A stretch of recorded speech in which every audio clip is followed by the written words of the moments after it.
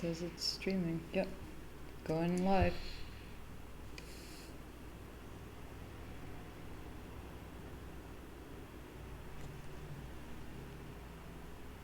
Okay, we're live.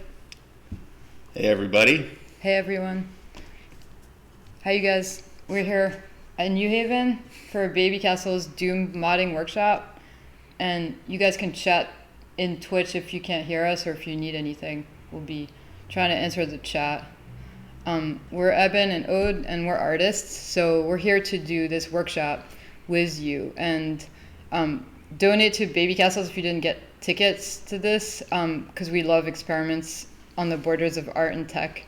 So, just inclusive and participatory culture can make worlds for us, so we can figure things out together. So we really like to support Babycastles, and we're happy to be here to do this. Tell us if we need to slow down, because we're going to go through a lot in this workshop. We're trying to cover sort of like Doom building. It's kind of like a part back-end tour and art performance and tech tutorial. So we're going to be cooking up different flavors of Doom rooms. And don't worry too much about following everything step by step, because the resources and links we put up in the workshop doc will get you there on your own time. So we'll try to go slow and we'll check the chat. But there's kind of no good way to get a full handle on all this. So it's just a way to get there, like get started. So just leave your email in the chat or just chat to us and we'll try to respond and give you more resources for later. So I guess we're just gonna like have a little bit of some images to show you first to tell you who we are. And then we'll go and show you our game and show you how to build stuff. So if you guys can all hear me, everyone's saying hi on the chat and I can hear you. So I think Hyacinth is moderating, and I mean I have a hard time talking and chatting, so I'll try to do my best. But we'll just go slow. So here we are. This is we're here for Doom modding, and I don't know how many of you guys have done this in the past, or maybe haven't even played old school Doom. I don't know. So we're gonna talk a little bit about that. So we posted a PDF that's kind of this extensive PDF with quick start resources, and I think the links are on Discord and on Babycastles channel. But if you weren't able to download it, this is what the PDF looks like, and there's basically all the files and resources for this workshop in here. So you can just download 2 packages. And we're going to be this is what we're going to be doing today. So we're going to do an intro, and then we're going to go through setup quickly with you guys, and then we get into Doom building. So we're working on Windows because we're really using PC-based tools. And if you're on Mac OS only, you can either run Parallels or Bootcamp to use GZ Doom Builder, or you can still play the game and edit the maps in Slate. So it's a little bit more limited if you're just on Mac OS, but you can definitely participate in different ways. And you can also play the level that we built for this workshop. So we also included a link to Parallels. Like this is what you see on this window. You can see the explanation. For Mac OS users, it's a little harder to use all the tools, and what these new tools allow you to do is really just use high resolution images and really visualize what you're doing, and it's like so much more fun than it used to be to mod for Doom. So this is kind of what you might miss a little bit of that if you're just using Mac OS, so it's worth checking that out. And so then the document really has these 2 links, and so this is really telling you what to download if you're on PC and what to download if you're on Mac. And if you haven't gotten this file and you haven't gotten access to this is kind of why we're doing this intro sort of slowly, so you have a chance to download these things, and we're going to go through it like together. So it's like we're using 3 different tools to do this, so it's just going to take a little bit to install, but it's not too bad. So this is really just a quick start resource with everything you need. So then we're going to be sort of going back into it later. So these are the tools we're really going to need. We're just quickly giving you an overview. So this is the console is ZDoom. So we need a port for Doom. We really need something to play the game. It's still the old code, idtech 1. So it's sort of like ported on different consoles. And there are a lot of consoles that have been built with basically built-in better capabilities. So for higher resolution textures or lighting or fog. And ZDoom is sort of like the best looking one. And another one is Zandronum for multiplayer, but this is the console. And so that allows you to play the game, play any mods for the game. And then the two tools we're gonna need to actually like mod things and build things are ZDoom Builder and Slade. So those are the three pieces of software that we really need to install. And so that's kind of all included in the resource that we posted. And so let me see if, cool. So if you guys are able to see the links and get those files, then take your time and sort of install that as you need. So this is the other thing we included in the resource is our bundled custom game. It's called Doomhaven, and the console ZDoom is included. We bundled it together with our game so that anyone, even people who don't play Doom or aren't really too into installing strange software on their computers, can easily click this one click installer and play it. So we can sort of distribute this to all our friends and anyone we know, even like my grandma can play it. So it's sort of like a really easy way for us to distribute our work. And so this installer will give you the console where you can play old school Doom or any mods or our game. So that's why this basically this installer, Doomhaven, gives you both of these things.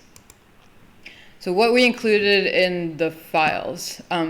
So just so you know and what to do with the files. So ZDoom Builder you need prerequisites for Windows because that just uses specific programming languages. So sometimes your Windows can run it without those, but it's best to just run them. So these are exes, you just run those, and those will install the right programming libraries for ZDoom Builder, and then copy ZDoom Builder to C. That will install the Builder tool. Then these are just the files that we're going to be using to mod. So the bowling ball is an example file that we're going to go through, and then Doom Bowling Wide is actually the map that we're using. So we're going to be using this map and changing things in this map. And then this is our game and the console. So click this and install this. So if you do anything, if you're not building with us, or if you're planning on doing more things later, you just want to check it out, this is just the one thing you want to install, just the Doomhaven installer, and that will install the console to play Doom and our game.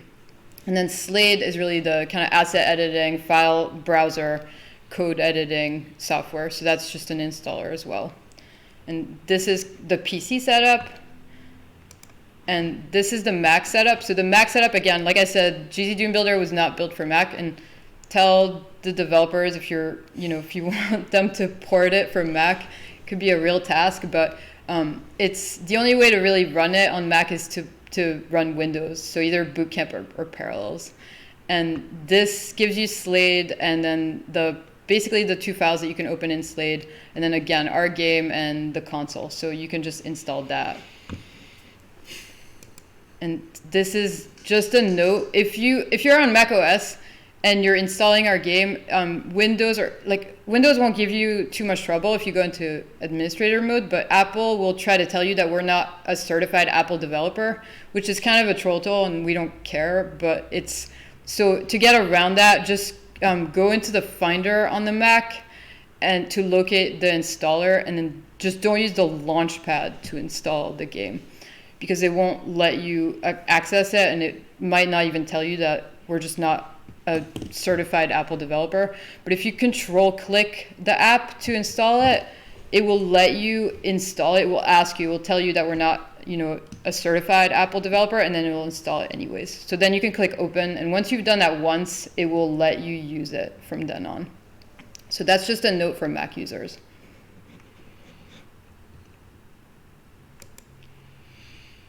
So again, this is kind of, at least, if you install this, you'll be able to participate in some way or just play, right? So that's kind of like easy, and you don't have to like make things if you want to get into this later and not quite right now. so you can at least check it out. And these, once you have that console installed, you can also basically go to the Doom community and access all these different mods. That's like 27 years of different mods that the community has built. So there's really interesting worlds that have been built over time, and these are just some of the kind of infamous ones that people think about or talk about, like the awful Chex Quest, which was actually, someone got paid to build this for Purina, and it was shipped in cereal boxes. Or Pirate Doom, where the demons are dressed up in pirate costumes. And there's another one that's sort of like a Sonic the Hedgehog Doom that's completely different, doesn't look like anything. Yeah, I think that one has been described as like a really terrible Doom mod, but a really good Sonic game. So that's something you could try out. Once you have this console installed, you can check these out. And every year there's an award. It's called the CAC Awards, and they give awards to like the weirdest mods, the worst mods, the best mods. Mm-hmm. And they're joke mods that kind of really tank your RAM, because they'll just array 10,000 demons in a hexagon and just watch even a good gaming computer just die. So there's certain ones that are just kind of jokes in themselves. There's some Chex Quest fans in the chat. We love Chex Quest because it makes us feel better about our work, because it's so kind of lame and ugly. so that one is fun. It's fun to take apart. Yeah. So those are just resources that you'll find in the PDF from the link, and definitely just explore that.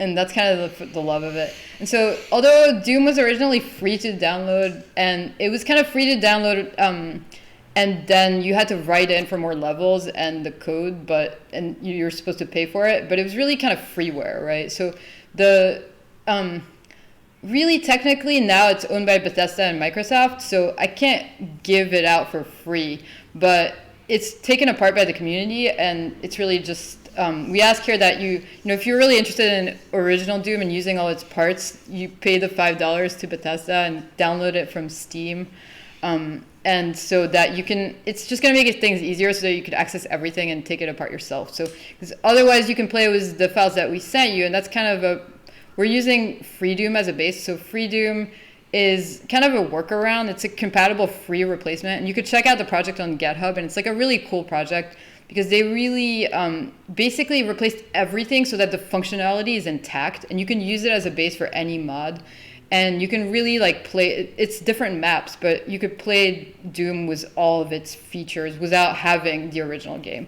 It's basically a total bootleg, and we're really kind of into bootlegs and knockoffs, so it's kind of a fine line between that and fan fiction.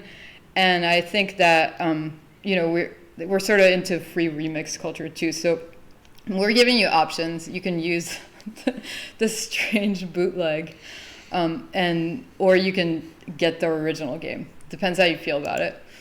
So this is Eben and I were playing Doom, and we sort of loved this game from the start, and we still love it now. So we're in New Haven, and we're artists and architects more than. We're gamers too, but we're just artists mostly. Mm-hmm. And so if you don't remember the old Doom, most of you, I take it, everyone does, but we love this game, and the graphics have been enhanced. So the graphics are kind of part of the beauty of it, but see how pixelated it looks. Now the new consoles allow for way better resolution, higher resolution, better quality, more lighting. So it's sort of like Doom enhanced. And so we love that about it. And the original game was really just built from Wolfenstein 3D. John Carmack kind of took what he had built in Wolfenstein and made it better, but it was still really a 2.5D game. It just used raycasting, and it was coordinate maps that told the engine how high walls were, and that it only rendered what you saw in the point of view. So that, then went on to better visualization in 3D games, and then Carmack at Oculus, but sort of started there as this very basic thing. And we love the 2D aspect of it. So we're painters and printmakers, and we draw stuff. So we're really interested in this kind of 2D theater, and the fact that this is really just made of flat cutouts. So these whole worlds are built of just these flat cutouts that kind of orient towards you or only render what you see. And that's kind of something that we really love about this game. It's I mean, I'm into games in general and making other things, but this is sort of the beauty of it. This kind of 2.5D, like 2D game. Mm-hmm. And the 3D floors are even not really, nothing stacked on top of each other. It's just an illusion, sort of a workaround. So this is, John Carmack and John Romero and Adrian Carmack who made all the artwork. So again, this is really a 27-year-old game that we still love, and we really were interested in also just paying homage to all these things. So we reinvented all the things and replaced everything, but we also just reinterpreted them. So a lot of the original sort of still speaks to us, and we're sort of taking that. And this is a modding workshop. So clearly, we are doing this as also like a tribute and like our own love for it. And this is also, I came of age right as Doom came out. It was in 1993, and I moved to the US, and I didn't speak English. So this was also a way for me to kind of run away from everything, and it kept me sane. So that's why Doom, why we love Doom still. And consider this workshop as kind of a tour of why we love it and how to take it apart and put it back together, like for yourself in different ways. So we really made our game about New Haven, and it was kind of a way to talk about public space during COVID, but we really took everything and sort of replaced it and just paid homage to the original stuff. And really thinking through the system of the existing game and making it our own thing. That's where we just, we sort of reinterpret these things and then have to actually code the stuff. And also the idea of a point of view game being mostly about weapons and shooting things, but what about when you're stuck in this, stuck at home working on your computer all the time, just like thinking through mundane gestures and, using instead of weapons like tools and daily items. So that's kind of part of our game. Yeah, and then I think another part of it too was a lot of the assets, especially many of the actors in this mod, are sort of generated from more traditional like image making techniques, right? So I make a lot of comics. I am interested in sequential art. I'm a printmaker, and like Aude had said, we're both painters.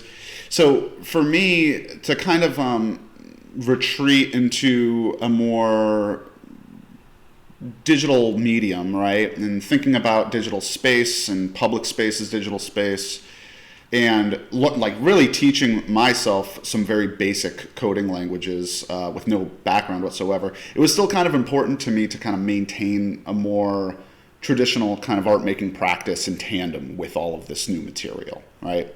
I also think it's kind of interesting to sort of maybe ask questions about, in such an age of digital production, like what is the function of tangible objects, right? And what does it mean when you then turn them into something intangible?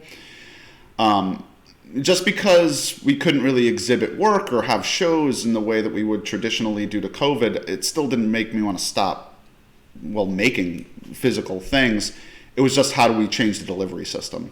And for me, that kind of took form in making this game. This is also an example of, again, I had mentioned sequential art and comics. This was our contribution to a local publication called Stranger's Fanzine. I don't know if you want to talk any more about that or anything about that. I mean, I think it bears to say that the local community matters to us, and that also just community in general, and like the community of fan fiction. Yeah. And then bringing that into like a storytelling for our specific location. So this is kind of about New Haven and Long Wharf, and like you see the snack shack that's by the highway, and kind of bringing these elements like that we know and love into this game and kind of mixing them together. So that is like the kind of community we're coming from, and also the sort of like citing it where we're at. And that's sort of, we used Miro to collaborate and make this like huge collage. We sort of broke the 2D platform of it, like making like so much stuff in there. And that's kind of how we built the game, like starting kind of from collaging and then coding all the different things and bringing them in. So the kind of resource we're giving you has like all of our stuff in it, like all these textures that you see. And like our idea is like, we're really excited about like these things kind of going into the world, like reappearing as other things or in other games or in like Unity games or like who knows what, right? It's like we're actually into like things propagating, and like I don't know what happens to it. Well, even in our mod, like there is some leftover from the Ancient Aliens mod. Yeah, for other example. mods. Other mods, Yeah. right? It's like everything is always kind of chopped and borrowed, and I just sort of love that about think about Doom modding specifically as a medium into itself. That how much of it has to do with remix and rehash. It's very exciting. And for the ethos of John Carmack and John Romero, we also did believe in this, like, okay, building upon other things and reusing things and not being so up on patents and keeping information closed. So that's kind of where we're coming from. These are, part of the assets that we built. Again, it's like paying homage to the original. So really reimagining original Doom monsters like the Imp or basically using that as a way to then tell stories about New Haven, as in the Beast of New Haven or the Yale like logo and Red Dog logo. And so the Lost Soul became this dog, and it became the Beast of New Haven. Or the Pinky was like very much like this is like a sort of defunct New Haven hockey team, right? It was like sort of this kind of sad hockey team, like silly like play on words, right? Like the best of New Haven was the Beast of New Haven, and so it's sort of just been kind of integrated into this other design of the original Pinky, right? New Haven architecture also featured in this, as in the Pirelli building, that's kind of part of it, you see on the left, or our own version of the Revenant really kind of cries at you instead of shooting at you. And again, we also brought in like text and images of text and sound text, so poetry that I wrote over time, like thinking about restart, reset, and just like ideas of dealing with coping during COVID and kind of writing all the time, like bringing that into the game in these different ways. So these are also in the resource. And, always the only objective of Doom was just to find the exit. So there's not much more to that. And we're also, for this workshop, just built a level where we're going through classrooms and just finding the exit to get the hell out. Yeah. So we're going to be going through the motions. And so this is also like an example of like the new version of Doom, the enhanced Doom, sort of this fogged out, lit, atmospheric, brought into this like 2D, really basic game. Sort of really nice. So we just love the kind of new tools that have been built for it, and they're still being updated, and there's dev teams all over the world kind of just working on these tools for free, like community love. So this is like a really cool community. And that's kind of where we're at. If you're on Mac, the installer looks like this. So that's really kind of, just install this and, you will be able to just click on this icon and play the game once you go through the installer. So that'll take you to our game and also the level we built for the workshop. Helps if you have a team, so you can split up the assets. And we had some friends also participate in this. So Nick Gruner did the music and also a lot of sounds for our game. And we'll have an intermission, like a bathroom break, where we're playing some of his music. Like he's gonna do a live set as an intermission. Nate Lerner, someone else who did music for this, and then Leah Johnson, Phil Leak, like did graphics. And also we just had a lot of people testing, participants. So this is kind of like a team of 2 plus, a lot of people. Mm-hmm. It helps, like, I don't know, I think Doom modding community it's just a lot of people working together. Like Ancient Aliens was built by like 20 people coming from different places. And just over time, like some mods take years to build out and people just kind of do it on their own time. Mm-hmm. That's kind of like where we then are going to bowl in Doom today. So we really built a bowling alley, and the objective is not to shoot demons at all. It's just to bowl and go through classrooms together. So that's kind of where this is at. Yeah, and we're going to go over that in a lot more detail pretty soon. So I think, again, I don't know, how much time you guys had to try to set up the software, but there's kind of step-by-step software setup like instructions in the PDF. But if you just download the files and like try to install them and see how far you get, and meanwhile, Eben's gonna actually play through our kind of workshop game, and I can like try to answer the chat and see if any of you guys have issues downloading or installing. And meanwhile, that gives you some time to sort of set up if you haven't done so previously. Here's sound. Oh yeah, thanks.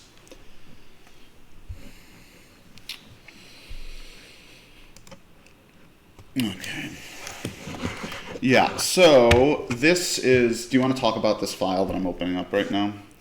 Yeah, so really this is basically if you've installed the Doomhaven installer, you will be able to click on the icon and just, here, you can play it. So if you'll be able to also play it and basically start the game. It's going to look like this, and you'll be able to get to the same place and hopefully hear the sound as well.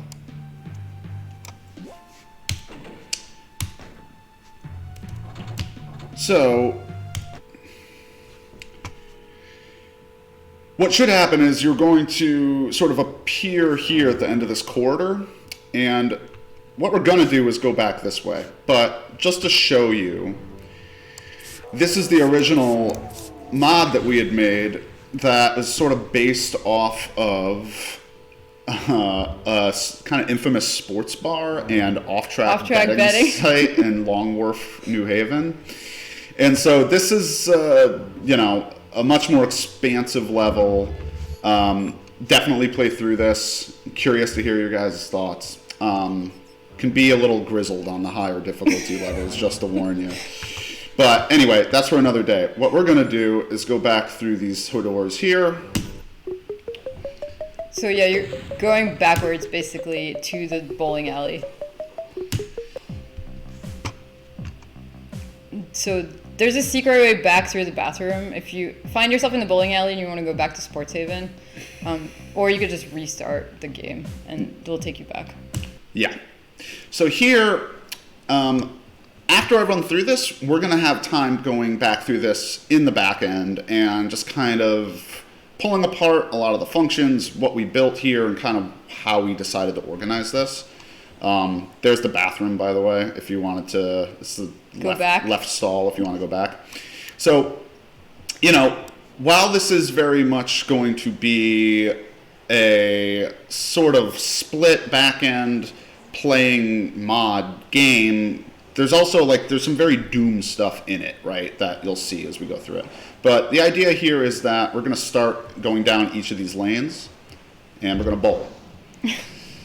With Doom Spheres. Yeah, with Doom Spheres. So one of the only original things we kept in the game, because we couldn't top it, right? At one point I was like, do we replace these? Like, no, they're actually the most perfect thing. They're too perfect. I can't top that.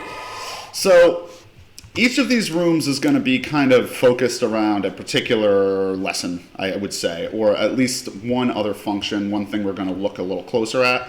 This one, for example, is just going to be extruding forms, building simple forms. We have time, maybe going over stairs in a little bit of detail. But also in every room, there is sort of this kind of designated building site for you, right? So if you wanted to actually follow along, you could build stuff back here as we're doing it in the back end. You don't have to. You could do it anywhere, honestly. You could pull this room apart if you wanted. But just to give you an idea, this room is sort of focused around just simple structures. So the teleport in every room is going to bring you right back to the bowling alley hub, too. There's the bar back there. So it'll spawn another ball as well. So there we go. Oh, also be careful when you run into the balls. If you run into them too quickly, they'll explode. So be mindful. Okay, so now this room, the little Cory Archangel back there, this room is going to be all about textures and offsets. Textures as actors, textures as structures, textures as sky. Textures as passable walls, right? And in true Doom fashion, we've included a key in each of these classrooms that you got to pick up, because if you don't, you're not going to be able to get into the next room. So another teleporter and another sort of designated area for you to mess around with textures. It's kind of like almost skate park free wall thing back here, right? So you can just come back here and mess around if you want. Here's your designated art area. Yeah, there you go. We got some birds over there. Okay. We'll talk about animated textures and offsets and scaling, and the beauty of the new tools, they allow you to scale textures in the builder, which didn't used to be the case, and that makes a huge difference. So you can have large textures. With UDMF, you can have high resolution textures and scale them down. So of course the file gets bigger. It's not as slim as the original Doom, but it's totally worth it in our mind. There we go. For some reason the ball didn't spawn that time. I don't Really? know why. Yeah, I had to do How it again. weird. All right, so Sometimes it's fiddly and sometimes it's glitchy, but it's pretty fast still. there we go. Okay, so now this sort of zone, in addition to very much referencing our love of brutalist architecture from New Haven, this is going to be where we're going over doors, simple lifts, stuff like that. Oh, also here's the building area for this room. We're also going to cover the nightmare that is 3D floors. 3D floors in are this really room, too, fiddly and annoying to work with, but they're the only way that you can build bridges and really work with what's essentially a coordinate 2D map and make it look like it's actually 3D.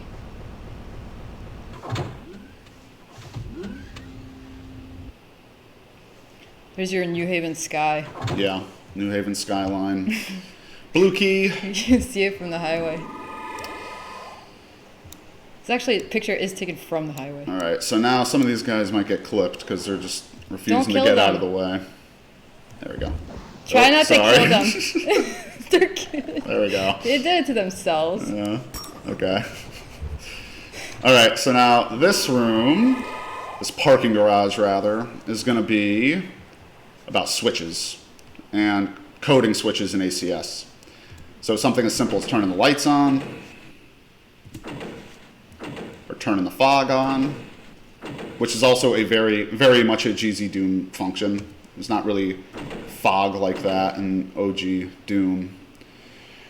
And then also just like kind of figuring out how complicated you can actually write scripts for something like a switch, right? Like how many things are happening off of one flip of a switch.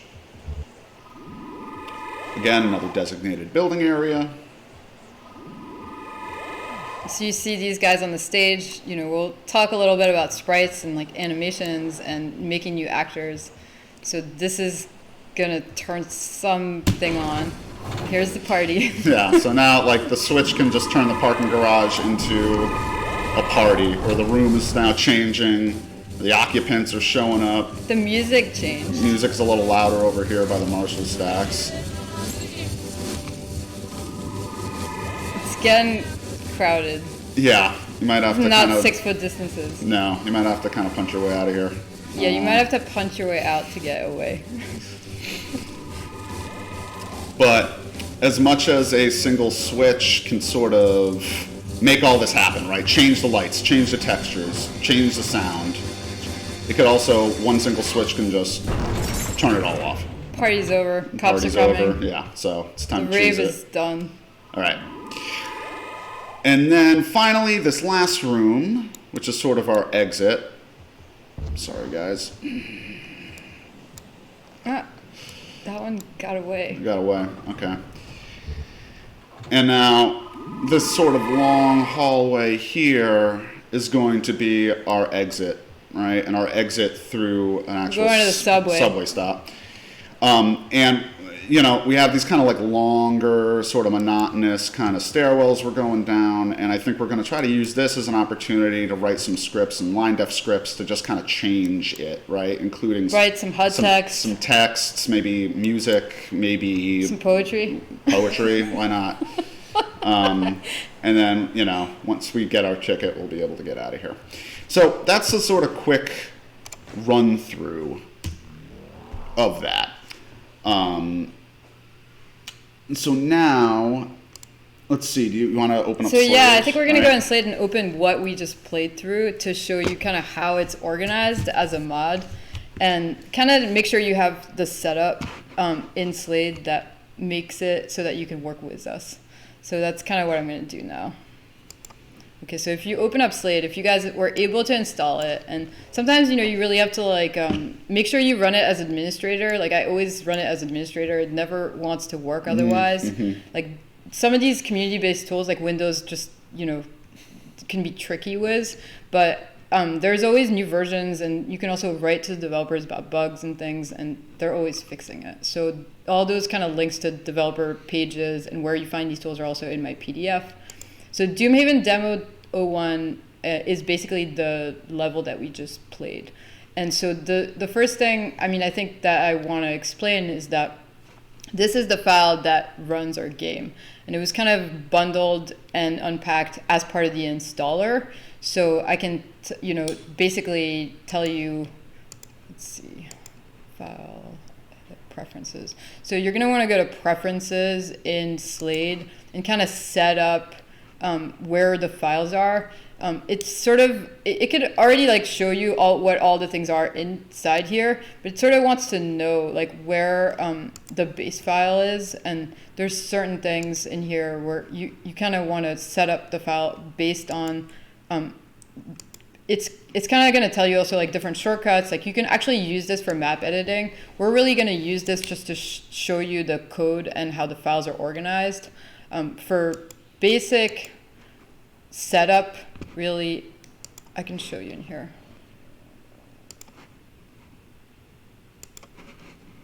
So the basic setup is really, if you go to editing and you go to base resource archive, you're just going to want to link the base file here. So really and that's something that's kind of optional. Like because if you're just using Slade for exploring the file, you don't really necessarily need to set up a base file. That's just more for map testing.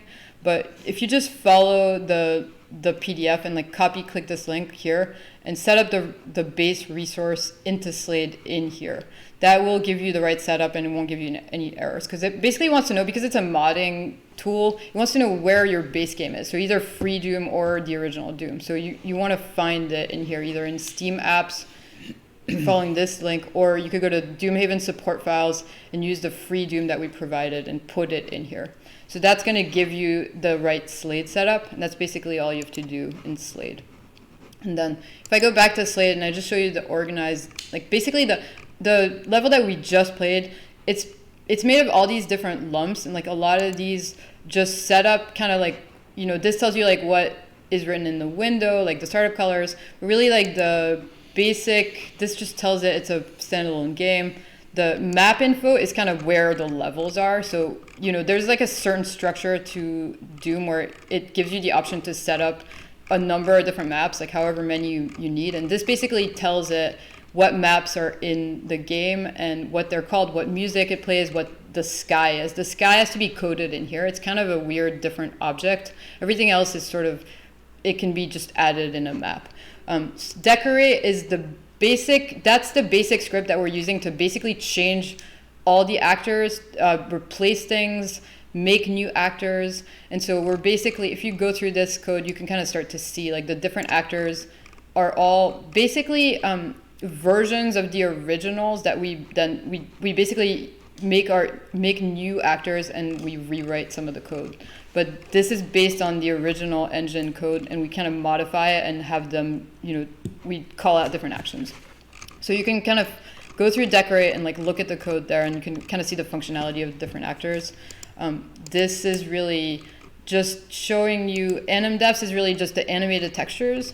So that's all the textures that are animated or coded in here. So that tells you like the range, what images it goes through, how long. That's what animdefs is. And then what else is in here is sort of like in between text for levels. This is like where you can see some of the stuff that we put in, really, in between levels. And so if you can kind of figure out like what does what. These are all the sounds. So a lot of these are custom sounds. Some of these are imported from other things. And then every patch here after textures are all textures. So there's like 1,000 of those. So if you can kind of like tile them in here, and I'll go through textures in more detail later and kind of show you exactly how to import them and how to use UDMF textures. But specifically, for just exploring as a see all the assets, like you can already see like all the different things in here. Yeah. If you just, I mean, just even going through, you know, you can kind of see the animated walk cycle of some of these characters, but all textures. And it's really a 2D based thing, so it's very easy to see like what the parts are, where they are, and they're all just really in here. And UDMF textures are a little more complicated, and I'll get into that, but this is really basically what all the textures are. And this game is really made of all these textures. There's not that much scripting or coding because we're really using the idTech 1 base as like our kind of workhorse. We're just working with the range of what it can do, which is a lot, right? I mean, you could see we made monsters friendly, we made a party, we like script different things. So it can do a lot and like remain really fast, and it's like instant playability and ability to get right in there is really great. After the textures, which is like in between these two markers, patch, P start and P end, are the maps. So those are the 3 levels. We have map 1, which is the bowling alley, map 24, which is the sports haven, map 30 is like a credits map. Those are the 3 maps we have in this particular game currently. And of course we'd have more if we had like the whole structure, you know, we would have 24, you know, 30 or however the original game would have. So that's where the maps kind of live. And really, basically later, I mean, I'm gonna open up this bowling ball, you know, WAD that's just a much more simple file that's we're gonna do it together and like show you how to import textures and make a new actor using decorate. So that's just a simpler file. Like this is like really everything that we just played through versus this, which is really just an example file. So that's kind of where we are with Slade. And then Doom Builder is the other tool we're gonna be using. So Doom Builder is the map editor. So as you can see here, this is sort of the plan view of the level we just played. And there's a couple things you have to do to set up Doom Builder so that it works right before you can even see this in the ways that, like, it wants to know where the base game is. Yeah. And it wants to know where our resource file is. So that, because it's pulling all the textures and information and code, all the custom assets from these files. It's either pulling it from the original game. If you're just modding the original game and adding like no new things to it, you can just make new maps for it. So you can just load that. But if you're loading all these custom assets that we made, you also want to load our new things. These set objects that have already been created, provided. Are these set objects that have already been created? Yes. All these objects have already been created. And so you can, like, because we thought it was much easier for you to see how you can edit the stuff that we already made, right? And sort of like get those assets and play with them, like make new levels with ours if you want, our stuff, right? Yeah. That's kind of the point. It's like, or ditch all of our stuff and just use original Doom and do what we did and kind of make your own. But we provided like both the textures and the code for all of these things within these files. Yeah, so our assets that we've made plus what's included in free Doom. Yeah, and if you buy the original game, then you'll have also all the original. So it's kind of like, that's like the full palette and kit for doing all this stuff. And, you know, you can find a lot of tutorials on YouTube of how to like build a mod from scratch. But most of them will just show you how to build, you know, a very basic map using OG Doom stuff, which is just making a new level that looks just like Doom for more corridors of Doom, which is totally cool, but also like not quite as fun. No. So that's kind of where we're at. And we also did include links in the PDF to like our favorite tutorial modders, like Chubbs and Lazy Gamer, like we've like learned everything from, and Decino, who we learned how things work, is just an awesome YouTuber. So we included links of those for you guys if you want to get deeper into this. There's a lot of information in that PDF. It's a full report. So don't look at it now. So the thing we're going to do together to set up, it's in the PDF, but really there's one place you just got to go. It's tools and game configurations. So if you go to tools, game configuration, this is where you want to pull in freedoom 2.wad, which is basically the free game that we provided. If you didn't buy the game, if you bought the game, this is where you would put it. You would put the base OG game in here. For this workshop, you can just pull in this particular WAD. And it's going to be in, it's going to be installed in program files, Doomhaven demo support files, because that's where the installer that I provided installs it. So you can just go look for it here. And if you copy paste the link that I put in PDF, that'll take you there too. And then the other thing we're going to load is also, it's going to be this Doomhaven demo. So that's really basically like the map, like actually the map I provided that's called Doom Bowling is going to be the map that we're going to be editing. This is going to pull in the resource. So this is going to pull in, here, I'm going to just do this right now. Remove, add resource.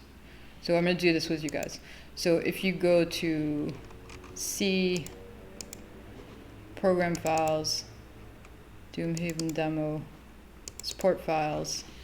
So this is really our demo that I just opened in Slade to show you, and this is also the one we played. This is what you want to pull in as the second resource. So the one resource is the base game, which is either original or free Doom. The second resource is our game. Doom 2. For Doom 2, Doom right. 2, specifically Doom 2. It has to be Doom 2. All the Yeah. mods are made for Doom 2. Yeah. It's true. So that's the way to go. And this Doomhaven demo, which is also in support files. So these two files, right, Free Doom 2 and Doomhaven demo 1, they're both in this location. So pull those in. And now that you have those two set up,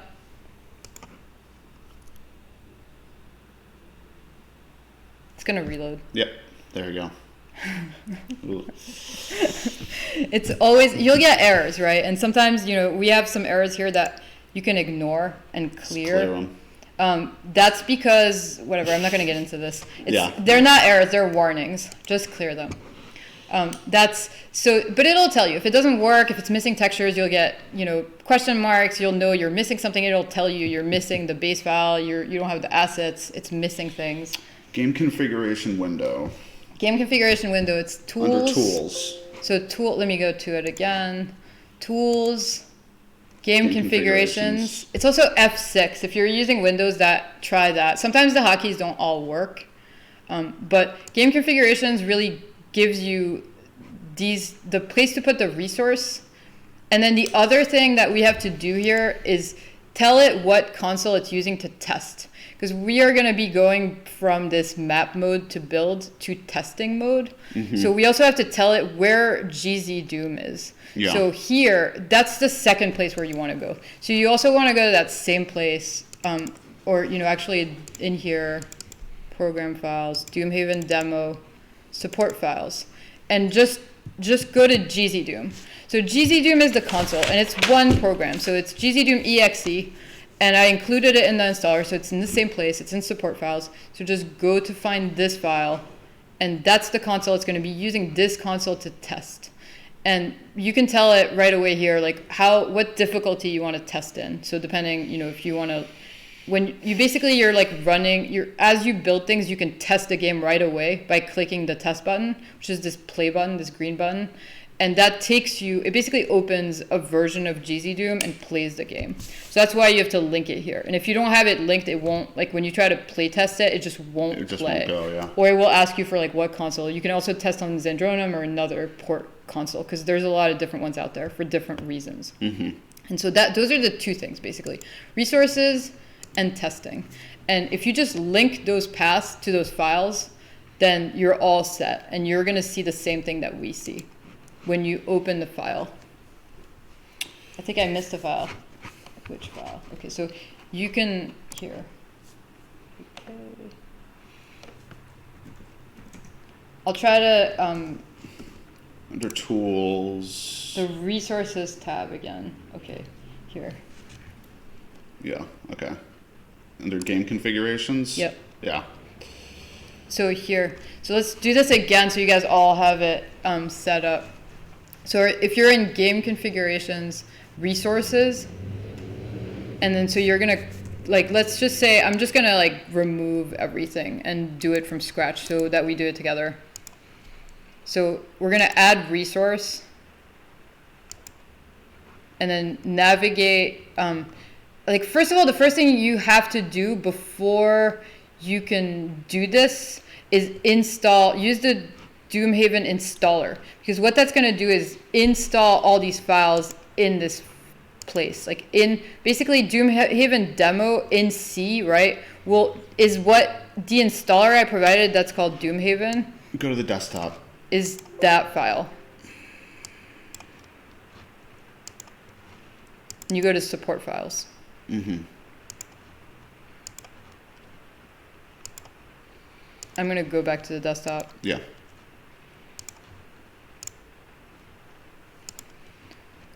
Cool. And then This one. Yeah, that one. So if we go back to the beginning in PC2, installer Doomhaven exe. That one, you have to do this first. And because what this will do is install that file I just showed you, the Doomhaven demo file, to your C drive. And so if you guys have any issues with doing that, let me know, and we can walk through that. But it's really the first step, because once you install this, right, which once I pull it up, and it goes through, the installer and the credits and everything, it basically will put this folder on your C drive. So that's installed, and it's basically going to install our game and the console. So that's going to take it to program files, Doomhaven demo, and then the support files is where you're going to find this FreeDoom file, the Doomhaven file, and the console file. Mm-hmm. So those files are now in this folder, and that will set it up for you. And let me know if you guys need us to slow down.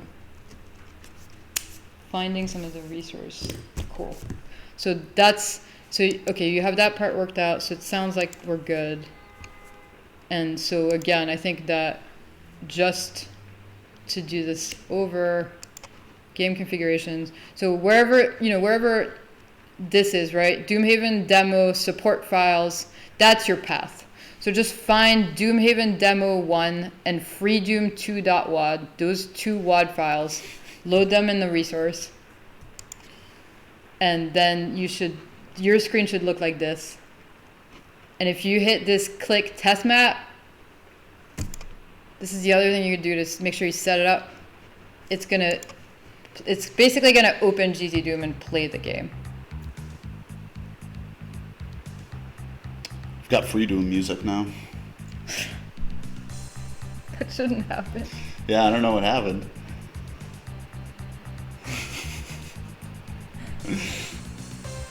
Now it says FreeDoom. Now it says FreeDoom. If you use FreeDoom. Let me go back to the resources here. So yeah, we're gonna use the original game. Okay.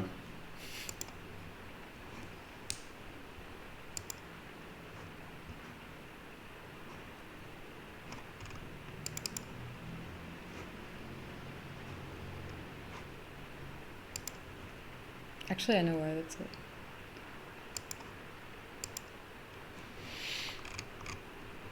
So if you did buy the game.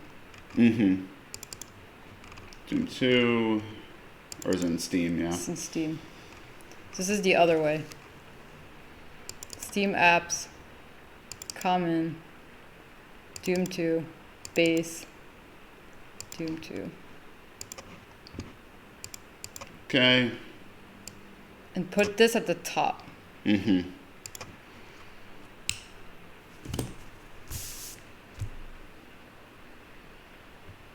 So now, do we just want to go into like basic map building stuff right now real quick before we take a break? Yeah. So, okay, what we're gonna... So hopefully you guys are all seeing this, and if you're missing textures or whatever, then we can also troubleshoot that with you kind of offline. But I just want to see that we're back to real quick. Yes, perfect. Yes. Okay, great.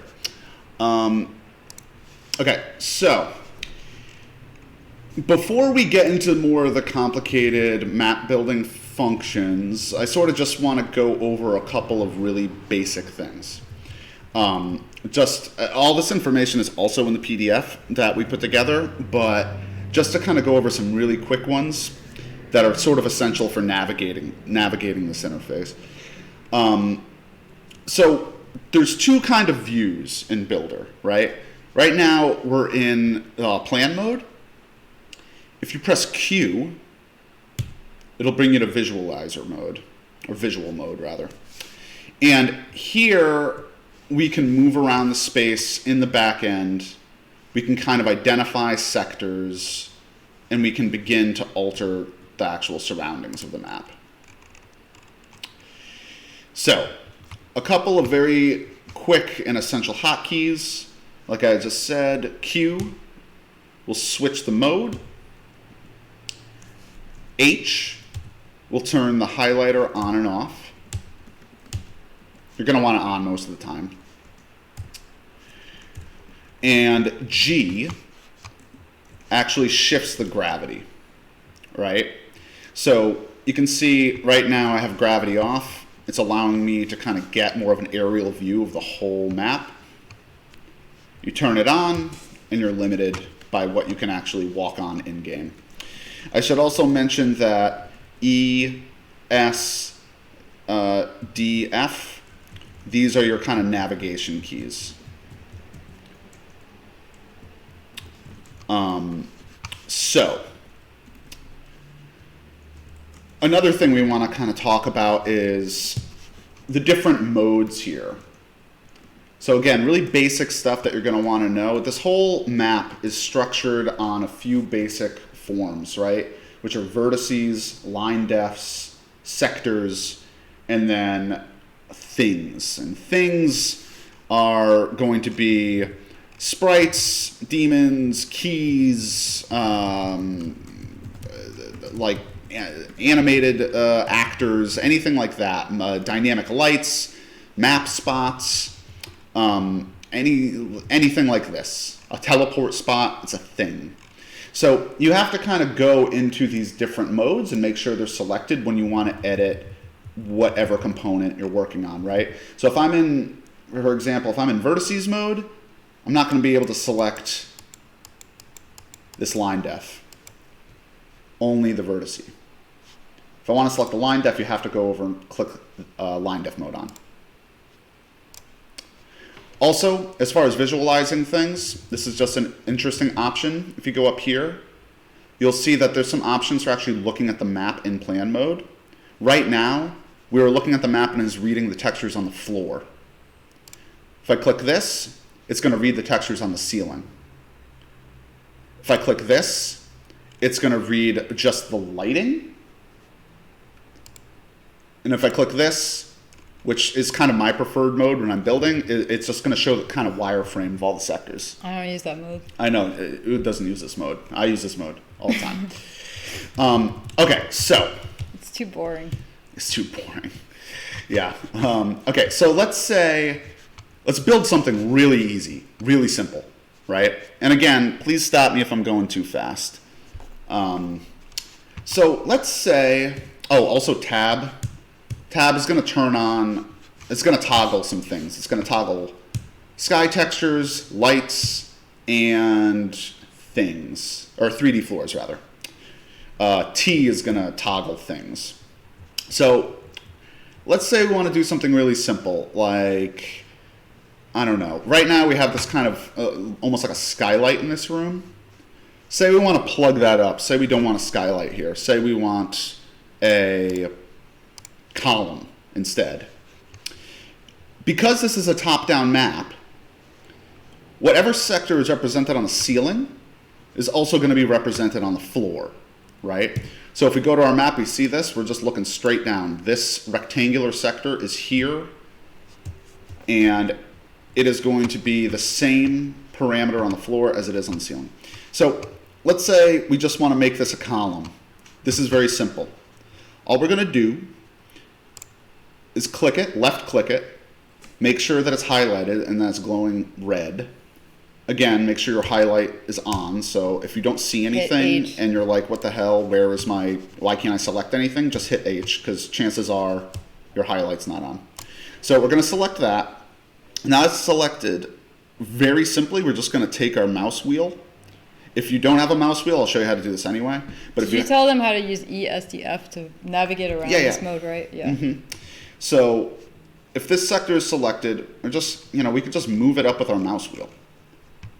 and just sort of plug it that way. You could do a lot of things with mouse wheel and just hotkeys. Yeah. So if you look in tools under, there's basically like a total cheat sheet of every hotkey, and there's a million different hotkeys for use in this, and you can watch people on YouTube build things super fast using all these hotkeys. Indeed. So another way we could do this, say you don't have a mouse wheel. One other way you could do this is we can right click this sector and click on the slopes and portals tab. And it's going to tell you, okay, this is how high the ceiling is. This is how low the floor is, right? So if we want the floor to become a column and touch the ceiling, basically all we have to do is go down here and match the ceiling height. There you go. Now, another thing that you're going to notice is there's missing textures here. So if we go to test this, this will be translucent. We will not be able to see this. We won't be able to pass through it either. It'll just be an invisible column. So in order to fix this, let's just throw a quick texture on here just so we can see it in the room. And again, there's a couple of ways to do this. We could left click it, make sure it's selected, then right click it. You'll see down here, where's my mouse? Okay. You'll see down here that this is a lower texture. There's always an upper, middle, and lower texture.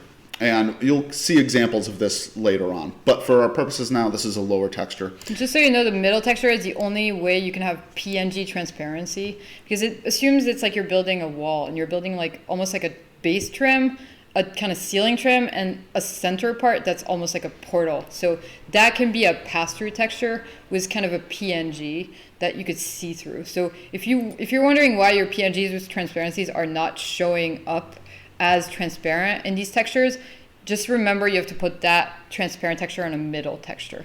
And that's kind of the only way to work around it. And you get kind of better at figuring out workarounds. Mm-hmm. And so if you click on that texture, you get sort of access to all the textures you loaded using those two files as resources.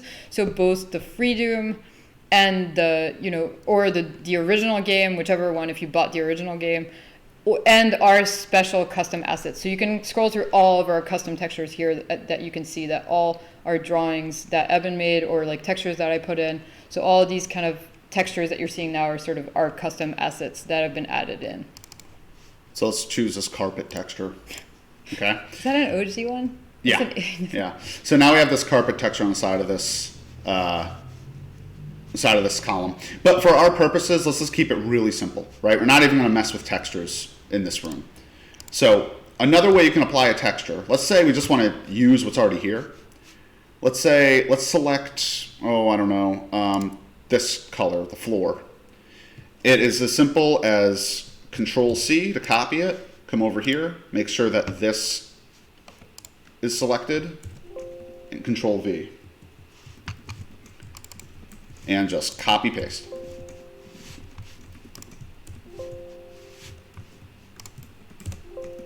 Okay, so now let's hit Q, right? Go back to the plan mode. And this is something else that's really important. When we're building and we're constantly like hopping in, hopping out, we don't want to always start here and have to throw the bowling ball and teleport over here and run all the way to this back room just to see what we did. So what we're going to do is we're going to hit T and go into things mode. And we're going to find this thing. And this thing is our player spawn start, right? Player one start. If we want to just getting a lag on the broadcast. Check this a little bit more, or quickly, we're just going to select the thing, that's the player start.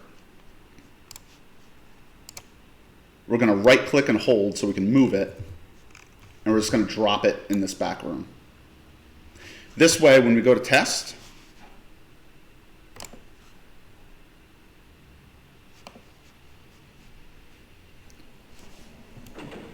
can see we spawned right in this room.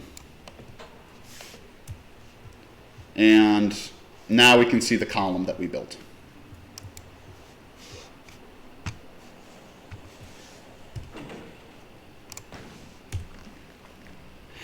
Now let's say we want to make our own sector, or we don't want to work with a sector that already exists. We want to make our own form, right? There's a couple of ways to do that too.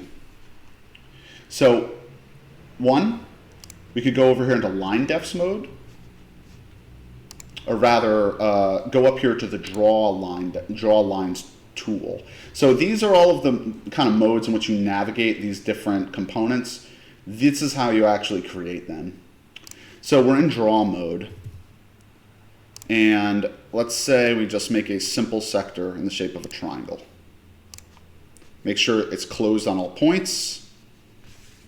We'll hit Q and go back into the visualizer, and there's our sector. So again, we're going to click it, left click it, make sure it's selected. Use this mouse wheel to just scroll it up, pull it up. Let's copy, paste this texture onto the edges here.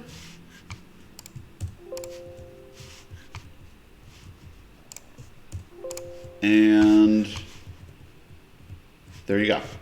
Very simple. And let's just go back up here and we'll test it again. See what this looks like. It's not going to look terribly different than it does in the visualizer.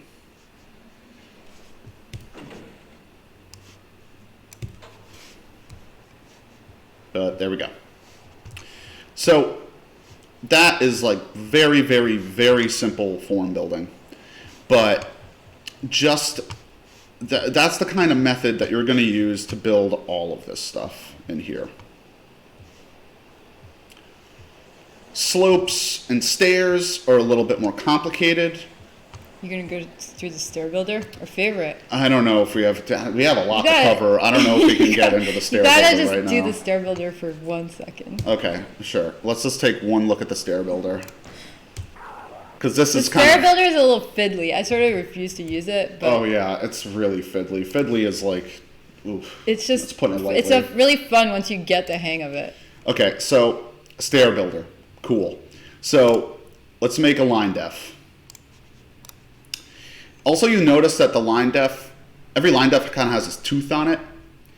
That is technically the front of your line def. This is the back.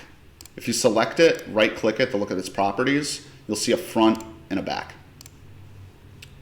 So say we're going to make a flight of stairs, and we want them to be ascending, and we want them to be going in this direction.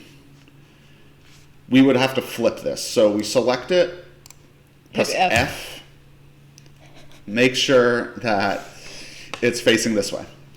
So now, let's see if I can even remember how to do this. So we select this line def, make sure it's red. If it's selected, it's red. We'll go over to this icon, which is the stair sector builder mode. And we're going to click on that. And it's going to bring up this option. And here, you can decide, well, actually, hold on. I'm going to zoom out a little bit. Yeah, you want to see it. Yeah, so... You kind of want to give yourself some room. Yeah, so here's a stair builder. So here you can decide, okay, how many stairs do I want, i.e. the number of sectors, right? You can say, oh, how deep do I want them to be? Like really big steps or very narrow steps? So let's say we want this, like, I don't know, 10 ascending steps at 24 depth. So the base of the floor is 264. The base of the ceiling is 496. Oops. So this thing, it says modify. For one, we want the stairs to be going up, not down. So we're going to click up. This number 8, that is the increment of which each step is going to go up. So it's going to change by an increment of 8 for every step. So you can also just make this as wide as you want. But say it's at 8, The first step is going to be at 272 because the base is at 264. The last step of 1, 2, 3, 4, 5, 6, 7, 8, 9, 10 is going to be at 344. Let's just hit OK and see what that looks like. Hit Q. And here we go. Look at that. Whole set of stairs. Easy peasy. The other way you could do this, which I don't recommend, and I did when I was first learning, was you literally draw all these steps and you extrude them one by one at a time, right? But the stair builder is one of those things that if you can actually understand it and wrap your head around it, which it's pretty simple once you try it a few times, it will save you a hell of a lot of time.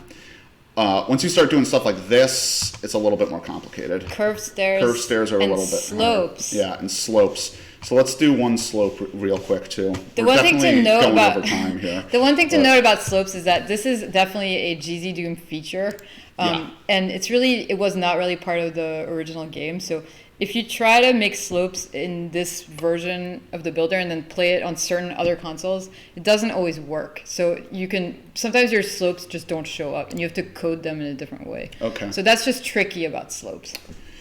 Yes. But if you're using ZDoom and if you're using ZDoom Builder, you can build slopes and get this whole range of functionality that you didn't have before.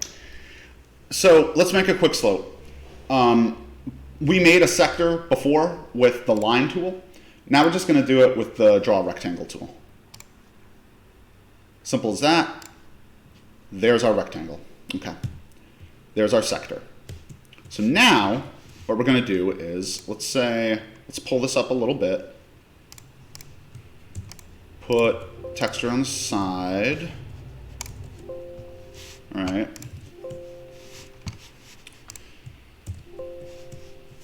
If you have stuff selected, right, like I have all these side defs selected and I want to get rid of them, hold down Shift and double click. And you'll see in the bottom left it says nothing selected. It'll clear your selection. Very important to know how to do that because you can accidentally edit stuff by accident, or accidentally edit stuff by accident. You can accidentally edit other sectors and other line defs and other components that you don't even know you have selected if you're not careful. So that's definitely something you need to remember.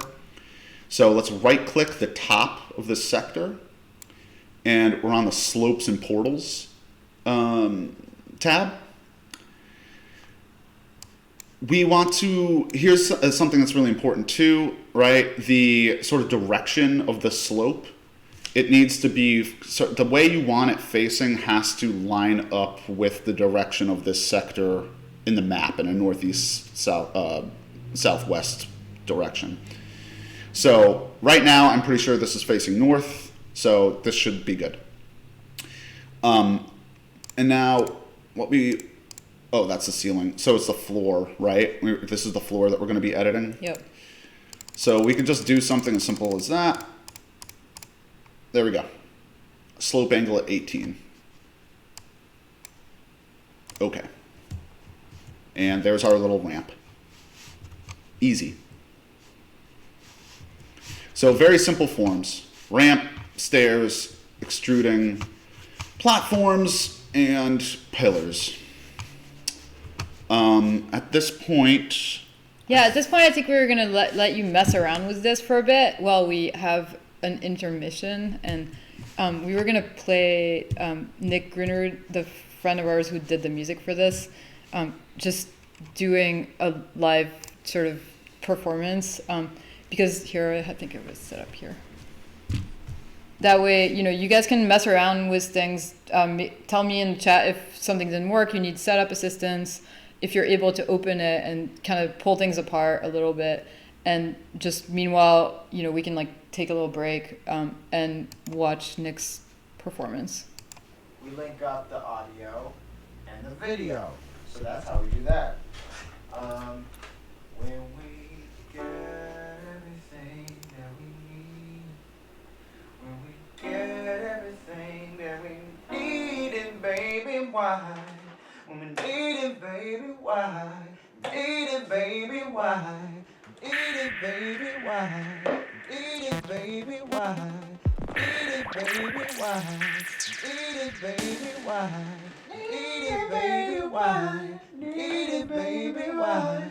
Need it, baby, why? Need it, baby, why?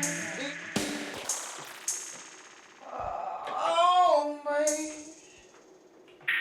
You can't tell me how quick sounds broken, sounds broken, sounds broken, sounds broken, but you sounds broken, but you sounds broken, but you sounds broken, sounds broken, but you sounds broken, but you sounds broken, but you sounds broken, but you sounds broken, but you sounds broken, but you sounds broken, but you sounds broken, but you sounds broken, but you sounds broken, but you sounds broken, but you sounds.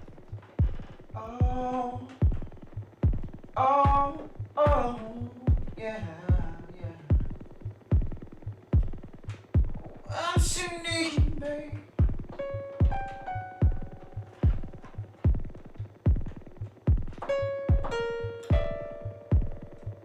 I need your love in my heart, babe.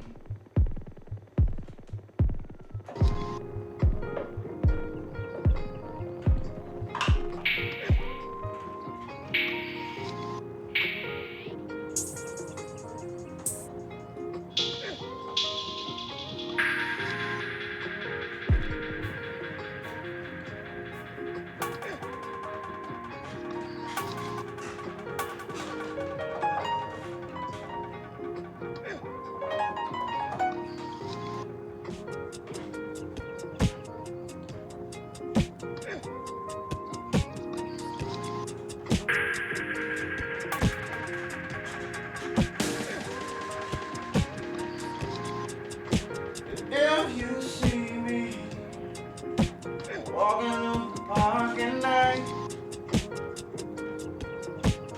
you don't even have a hat for me. If you see me walking in the park at night, you don't even have a hat for me, hat for me. You don't know what I need.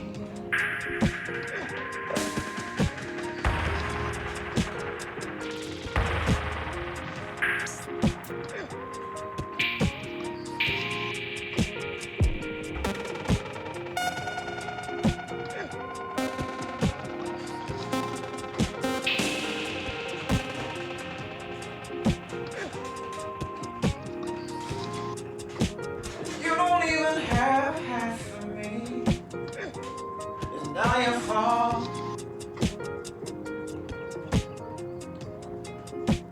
But I guess it's better be free.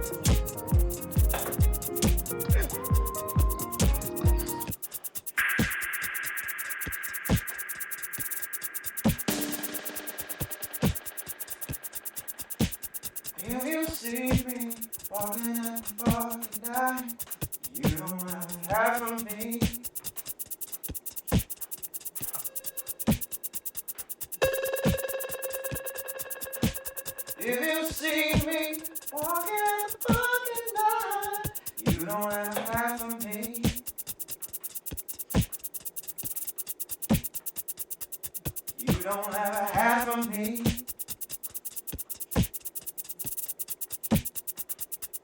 You don't have a half of me. See me walking at the park at night. You don't have a half of me. See me walking at the park at night. You don't have a half of me. See me walking at the park at night. You don't have a half of me. See me walking at the park at night. You don't have a half of me. See me walking at the park at night. You don't have a half of me. See me walking at the park at night. I don't know why. I don't know why you won't see me going all that place. I don't know why you won't see me go through the parking lot.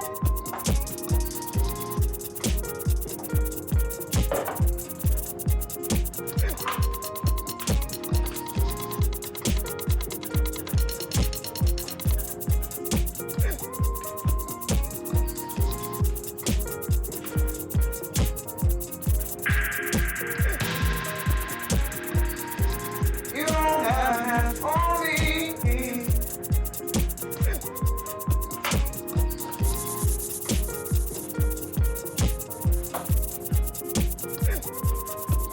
have half on me. You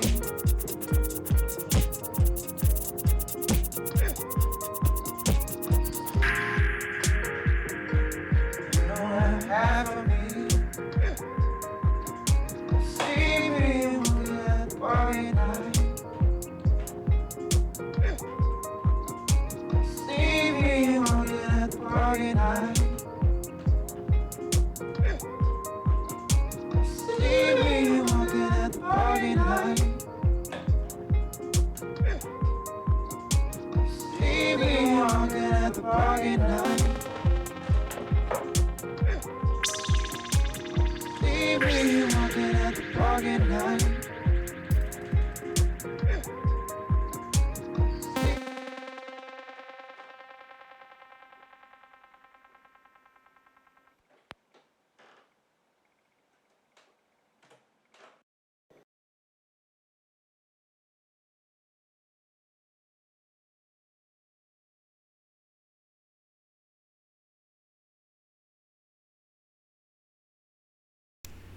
We're back. Okay, can you hear us again?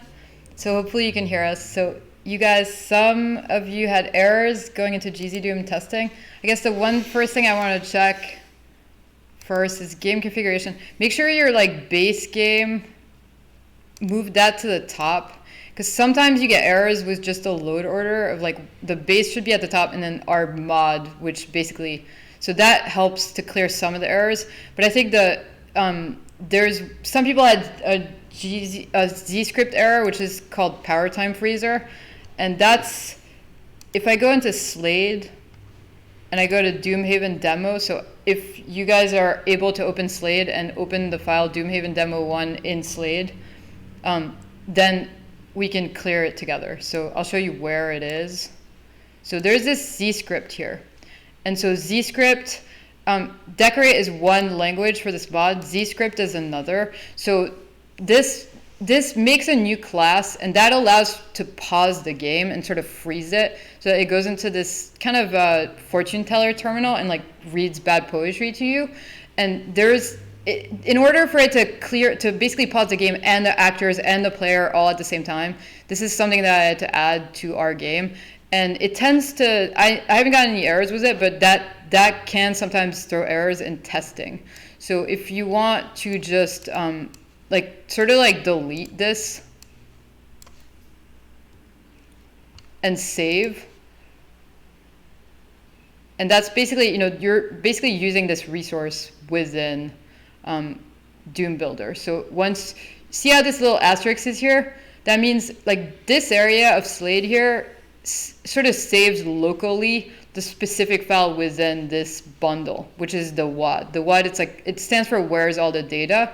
And the WAD file basically is kind of like a bundle for all these different files, like lumps of code and assets. So ZScript is one lump that just, it adds this specific script that modifies the idtech1 to add this kind of pause game function, because there's no way to do that in decorate exactly. And so like all of my other code is in decorate. This is sort of sometimes that throws something that throws an error sometimes. This asterisk tells you that the file is not fully saved. So you also want to go into here at the top and hit save. And it's going to tell you this error because it's also open as a resource in here. So we have to, sometimes like we have to reload and save here, save map. Because right now, I've opened this resource in both programs. So that's something you're going to see often is errors about files being open in both programs. But you kind of want to have both programs open at the same time so that you can edit the code and then go back into here, edit the map, and test it. So you sort of want to have both of these tools open. And sometimes that will throw errors because it's sort of using the resource in Doom Builder and using it in Slate. So see, now that I reloaded and saved, it's letting me save. So now I've gotten rid of this Z script, and because that was what was causing the error for you, Keenan, I think once you do this, you'll be able to test. So you tell me if that works. And that's just like a way, I mean, you could see like this, what you do here will affect what you do in Doom Builder, but you have to reload the resource. So those resources we linked up to basically pull from the assets and the actors. We basically, every time we make a change in Slade and change it and save it, we have to reload. And so it's going to think for a while. And sometimes, it's going to give you these errors that, like these are all warnings. Because, I'm not going to get into why we get these warnings. There's, I can explain this, but it'd take forever. So it doesn't matter, you can clear those. But it will sometimes give you these red errors, and that will tell you like something's wrong, or there's something's double defined, or you have a duplicate of something that's original in your mod. So it's gonna kind of tell you what the conflicts are. And the best thing to do, I mean, this community is 27 years old and there's a lot of people working at it. So the best thing to do is to have like to have these tools open, and to always have, I always have Doom World and Doom Wiki open, and I basically in ZDoom on forum boards, every question that you want to ask, like every error and every weird thing has been answered. Yeah, it's already been asked. So it's sort of like I always have ZDoom open, and I basically just go there, and we also always keep ZDoom open to kind of like have basically the entire library of all the things you can do, all the actions, all the code, all the classes, so all the different things. Like basically this is like a whole library of actions and types of things that you're working with. So this I always keep open. And then the ZDoom main page, which really basically will answer all your questions. If like something, if you don't know how to do something, you can just ask. So that's really very it's already like there are boards and blogs and tutorials here. So usually like if you ever run into issues, like you can just ask or just find a board that already talks about whatever error. And so this, now that we've kind of extruded things and messed around with things in Doom Builder, so we were over here, and now, we have Slate open, we have this same resource open here. What I was going to show you is basically like the basic way to import new textures. So let's say we wanted to make a custom actor and add something in, or make a new texture for something, or replace one, right? So we can actually, if you guys want, you can open this file called bowlingball2.wad, and that basically is like a really simple, it's just like two different things, like a small piece of asset. So you can basically like just load the original game and load this and have the bowling ball that we just played with. So that's just the bowling ball. So what the bowling ball is consisting of is this decorate code that basically tells it, this is an actor that's a bowling ball, and it's actually ammo. So you have to kind of like follow the kind of code structure of these actors, and that's where like I put in the PDF all these classes. As at the end of the PDF, there's like a link to the classes in ZDoom, and that's basically that's going to tell you like what the code is for every kind of OG thing like ammo, and you could start there and kind of just mod it and edit it.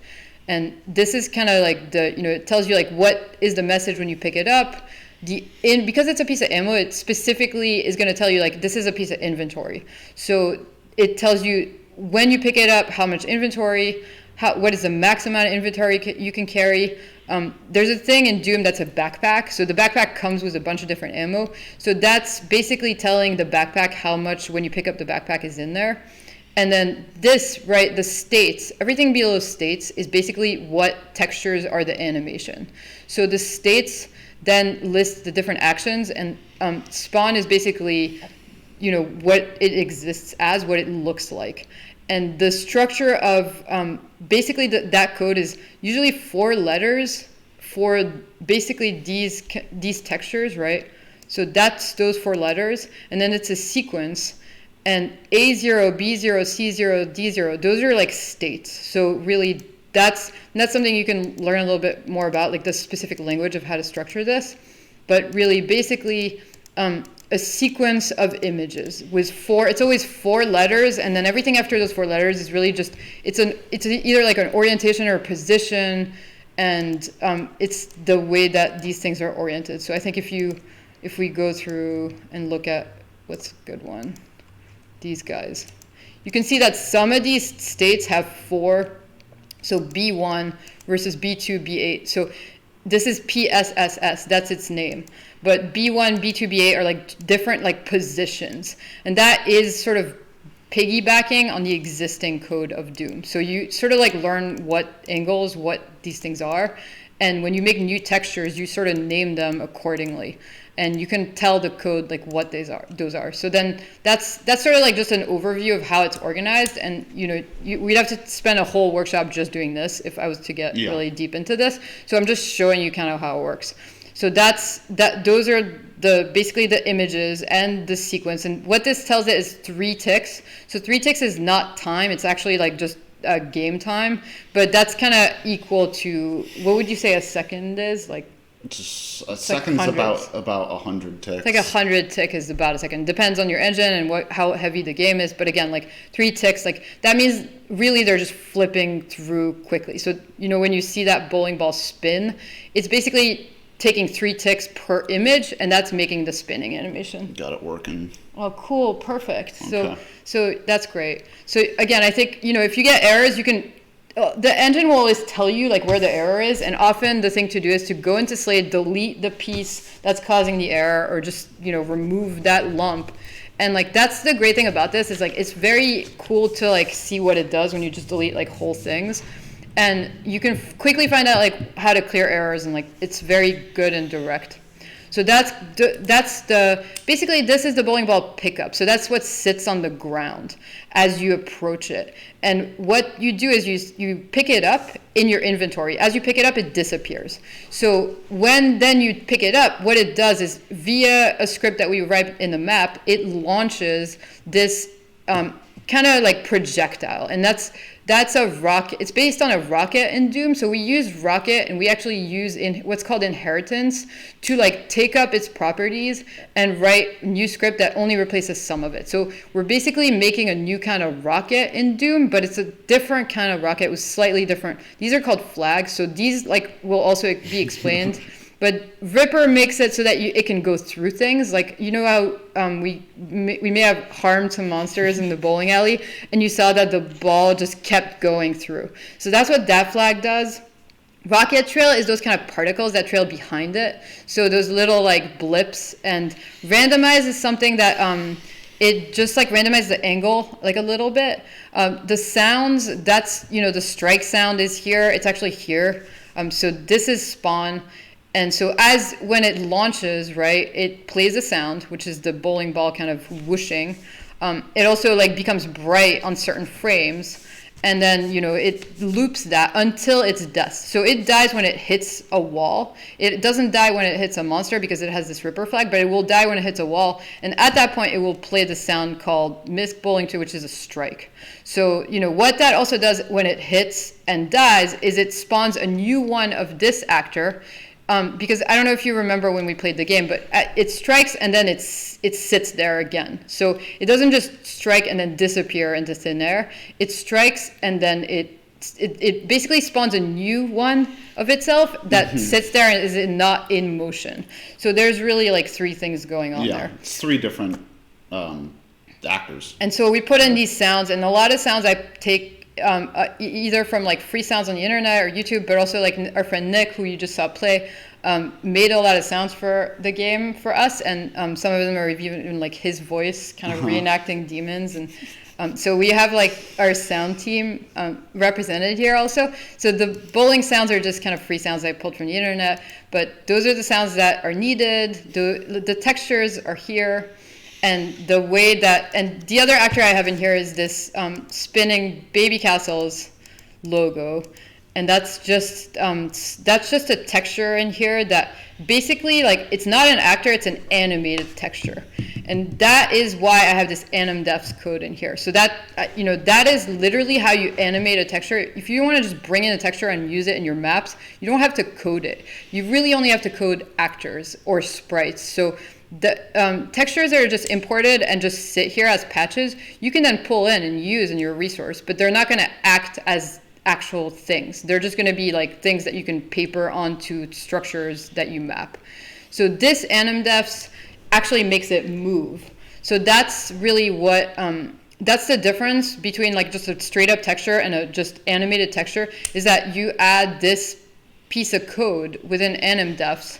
And basically all you have to do is like basically go to entry, and you can go to new, well, you go to archive new, right? So if you go to archive new and you make a new entry, it will just make a blank, basically a piece of text, a blank piece of text. And if you call it animdefs, right, with these all caps, and you then put in this line of code, that's all you need to do to animate that texture. So what it says is, use this texture BBCA01 to BBCA08, and for each, it cycles through at 7 ticks per. So it goes through this list, and they want to be in order. So we have 1, 2, 3, 4, and that's what that does. And actually this one, so how to import textures using udmf. There's like a really specific method to do this, because there are 2 things. There are these patches, and those are all just files that are like listed here. And then there's this almost like a lens, and this is what allows us to use higher resolution textures and to kind of use the same textures over and over and kind of make new versions of them. So it's really this piece of code. So it's almost like a lens that tells the engine what to do with these patches, these textures between p-start and p-end. And the great thing about Slade, the new version of Slade, is what it lets you do is you can actually go into this textures lump, and we are going to be able to actually visualize these textures from here and import them. We can also rotate them. We can scale them, we can change the offsets, we can crop them. So it's a whole level of functionality that basically controls textures in this better UDMF mapping. And that's what allows us to have these like really much better looking graphics. So I'm not gonna get too in depth into this, but just so you know, like the old style way that you used to just be able to put in textures is just to import them, and they'd have to be the exact same size as the original game textures, or they would have to be the 1-to-1 size that you're gonna put them in the map. But now this new style maps lets you scale maps within this code piece and also within ZDoom Builder. So you have 2 ways that you can actually live rescale things and really like map things out in a way that's almost like a painting. So that to us is really kind of important.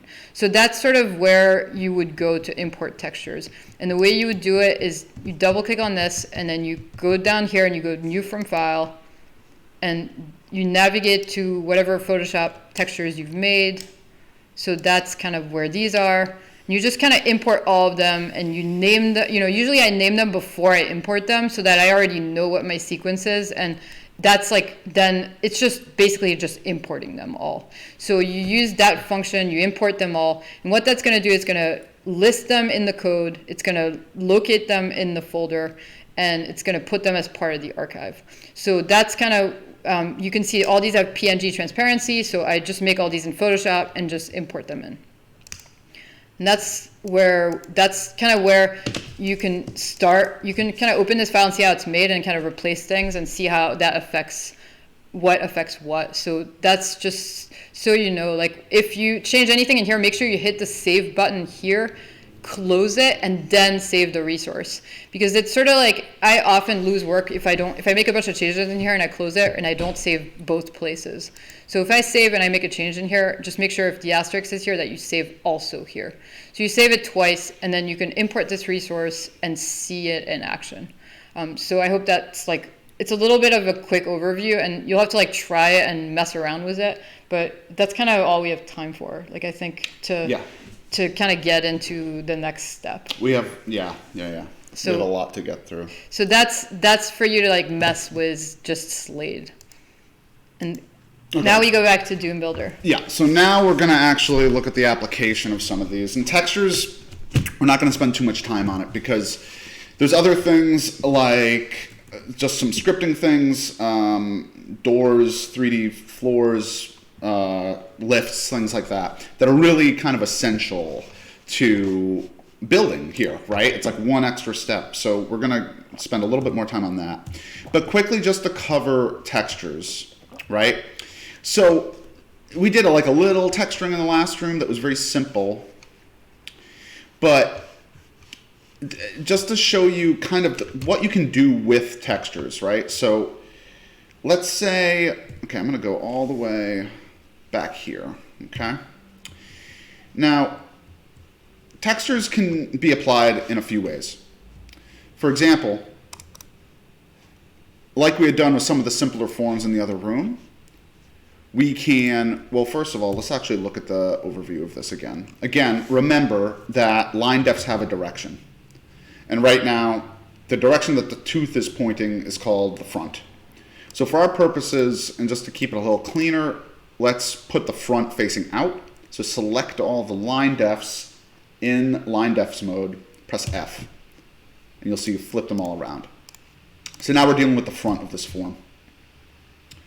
So let's say, I don't know, I want to put a silhouette painting on the side of this or something, I don't know. You can go down here. Here's our texture, like sort of manager and navigator. And again, this is every texture that we've put in here. Like we said a few times, ZDoom, it can accommodate larger textures, but typically it does get slow. It gets slow, and these things are really small. As you can see, 128 pixels by 128 pixels. And even that is big for Doom. It used to be that they were all 64 by 64, yeah. Which is really limiting. So let's see. I don't know. What is... Okay, yeah. Okay, silhouette. Art. So let's see. Where's... Okay. Let's go... Oh, I had some silhouette. Well, You were where just is it? there. Where? They're down there. There's. Okay, yeah. So, boom. There we go. So also, okay, so now you see it's on there. And same thing. Let's say we want to copy and paste it somewhere else. We can do that. So we put it on this wall. You can see it now that's starting to repeat. So now, one thing about textures is if you put them up there, you kind of want them to sort of match the form, right? So you want it to actually be a little bit more form specific. You would select this texture and go in here, and then, hold on, I gotta get further out here. That window is so big.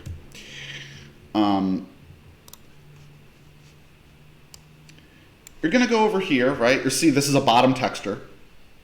But then there's some options here. Scale and offset. Okay. Now scale is exactly what it sounds like. Scale, if you change the scale, it's going to change how big the texture is and the tile, like density, essentially. And then offset is going to move it because the texture itself is bigger than the side def that it is now represented on. So between messing with scale and offset, we can try to get this to sort of fit on this form, and it's going to take some finicking. It's going to be a little finicky, and we're going to have to figure it out, but let's see.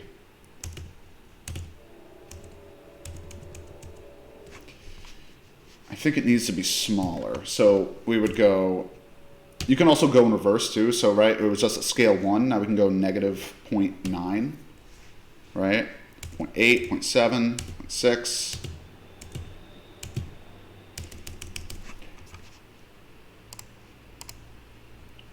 Let's see here. If we just go, okay, so we just click too, right? Okay, so there's the edge. You can see the edge here and the edge here.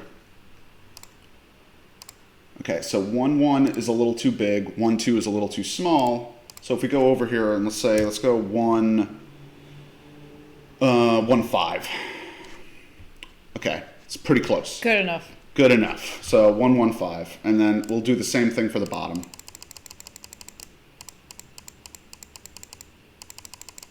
There we go. So now you can see, and now we have a little extra space over here. We'd go over to offsets and just kind of shift it around. If I was being a real perfectionist about it, I would get an even border around the whole thing, but we're not. I'm just kind of briefly wanting to show you what we can do with textures and offsets in scale. Show floating line depths real quick. And I was going to do that real quick as well. So the other way you can kind of use textures is, say, we make just a single line. Where do I want to put it, though? Let's put it here. Okay. So floating line depth. Most of the time, when you are applying a texture to a floating line depth, it's going to be the middle texture.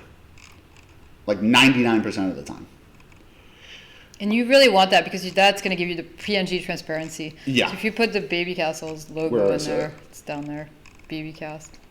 Yeah. So we'll start here. Oh, this is also important. If you're putting an anim def down, the first frame you got has to to put be the the first one. frame.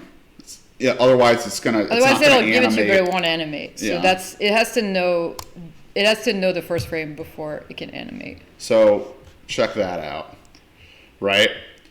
So now. If you test it, you'll actually. Oh, you this is need also your player too. start. Yeah, but this is also important too, right? So I just want you to notice that it's on the front. We did not apply this to the back, so if you go around, it disappears. Right. And this is great So- for putting different textures in the front and back and really confuse people. Yeah. So which let's we say love. on the back, instead of the Babycastles logo, we'll put this Gerhard Richter painting. Why not?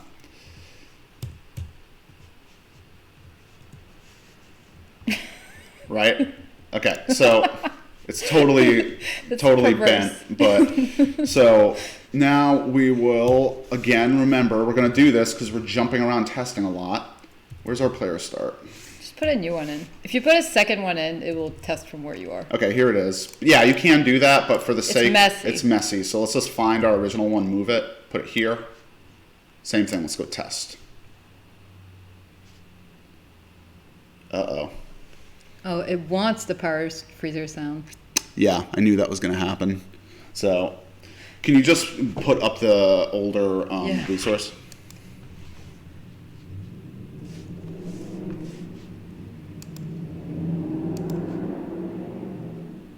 No, So I don't yeah. want to reload the resources. We want to put in the previous, so that same one, but not the one that you edited.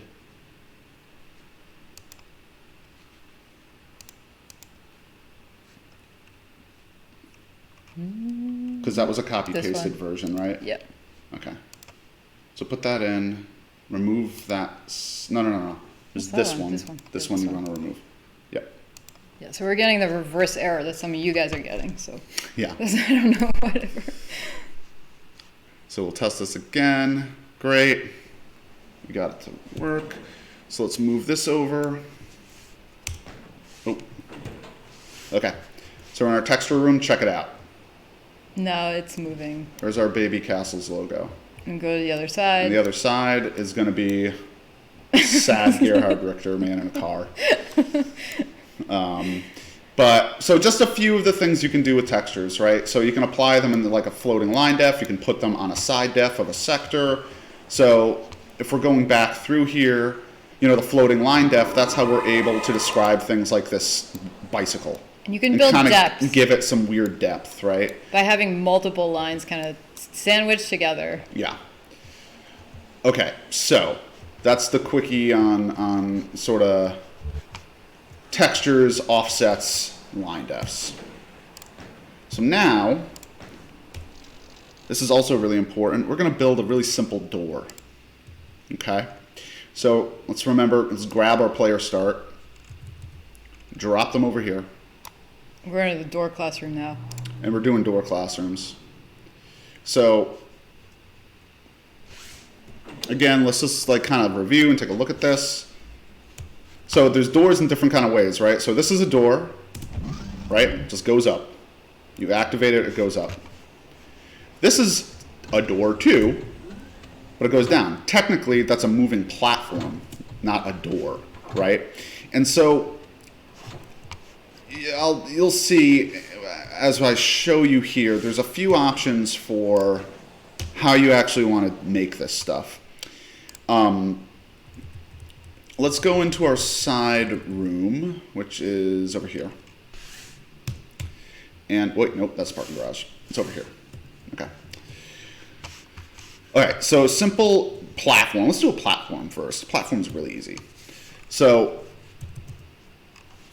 let's make the grid, back bracket, make the grid a little smaller.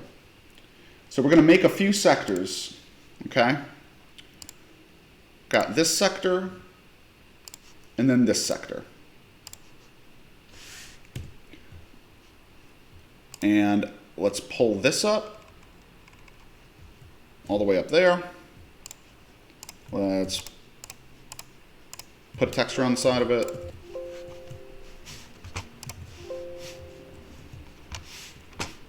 Great. Okay, so now, let us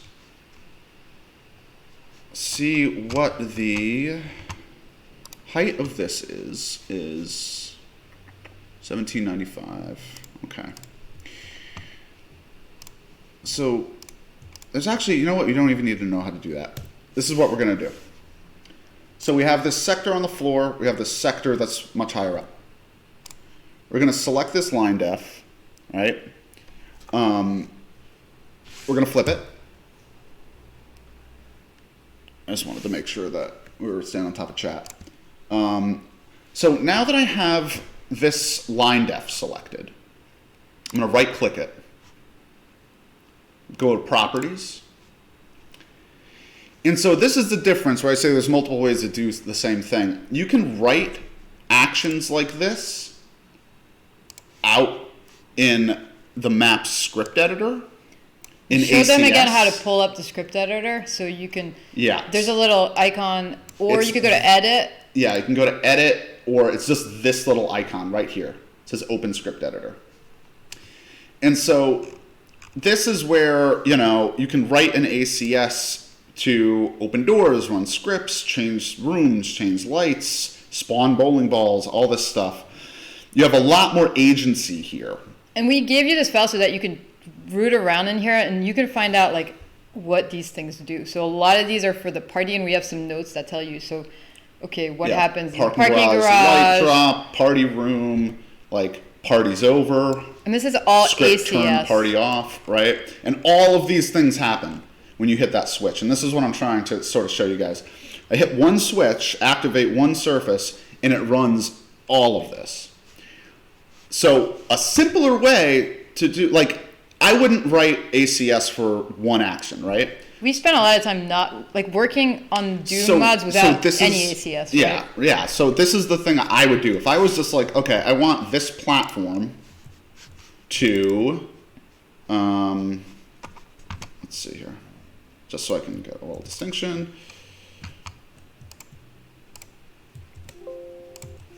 You could do a lot with the pre-baked actions that GDoom Builder gives you. So. Yeah, which is what I'm going to go over right now. So you run into some limits, but you could do a lot. You could basically do most of this stuff with pre-baked actions. Yeah. So again, like I was about to say, pre-baked actions can be really clean, really direct, but they can also be really limiting, right? They can really only do one thing at a time. So for an example, we have this line def selected currently. I'm in properties. I'm going to click on this button here, the browse action, and you're going to bring over this list. And all of these are singular scripts you can run, right? So what I'm going to do is I'm going to do something with a platform. So I'm going to type in platform. And I've got platform lower weight raise, platform lower by value, raise weight lower, raise to nearest, weight lower, generic change, all of these different options for just what a platform can do. So here I'm going to say, oh, I don't know, raise to nearest, weight and lower. Okay? We want this to be a repeatable action. We want it to trigger when the player walks over the line def. So when you cross this, it's now going to run this script. Then we need to Tag put a sector. a tag on it, right? So the sector tag that actually is the platform, we have to call it something.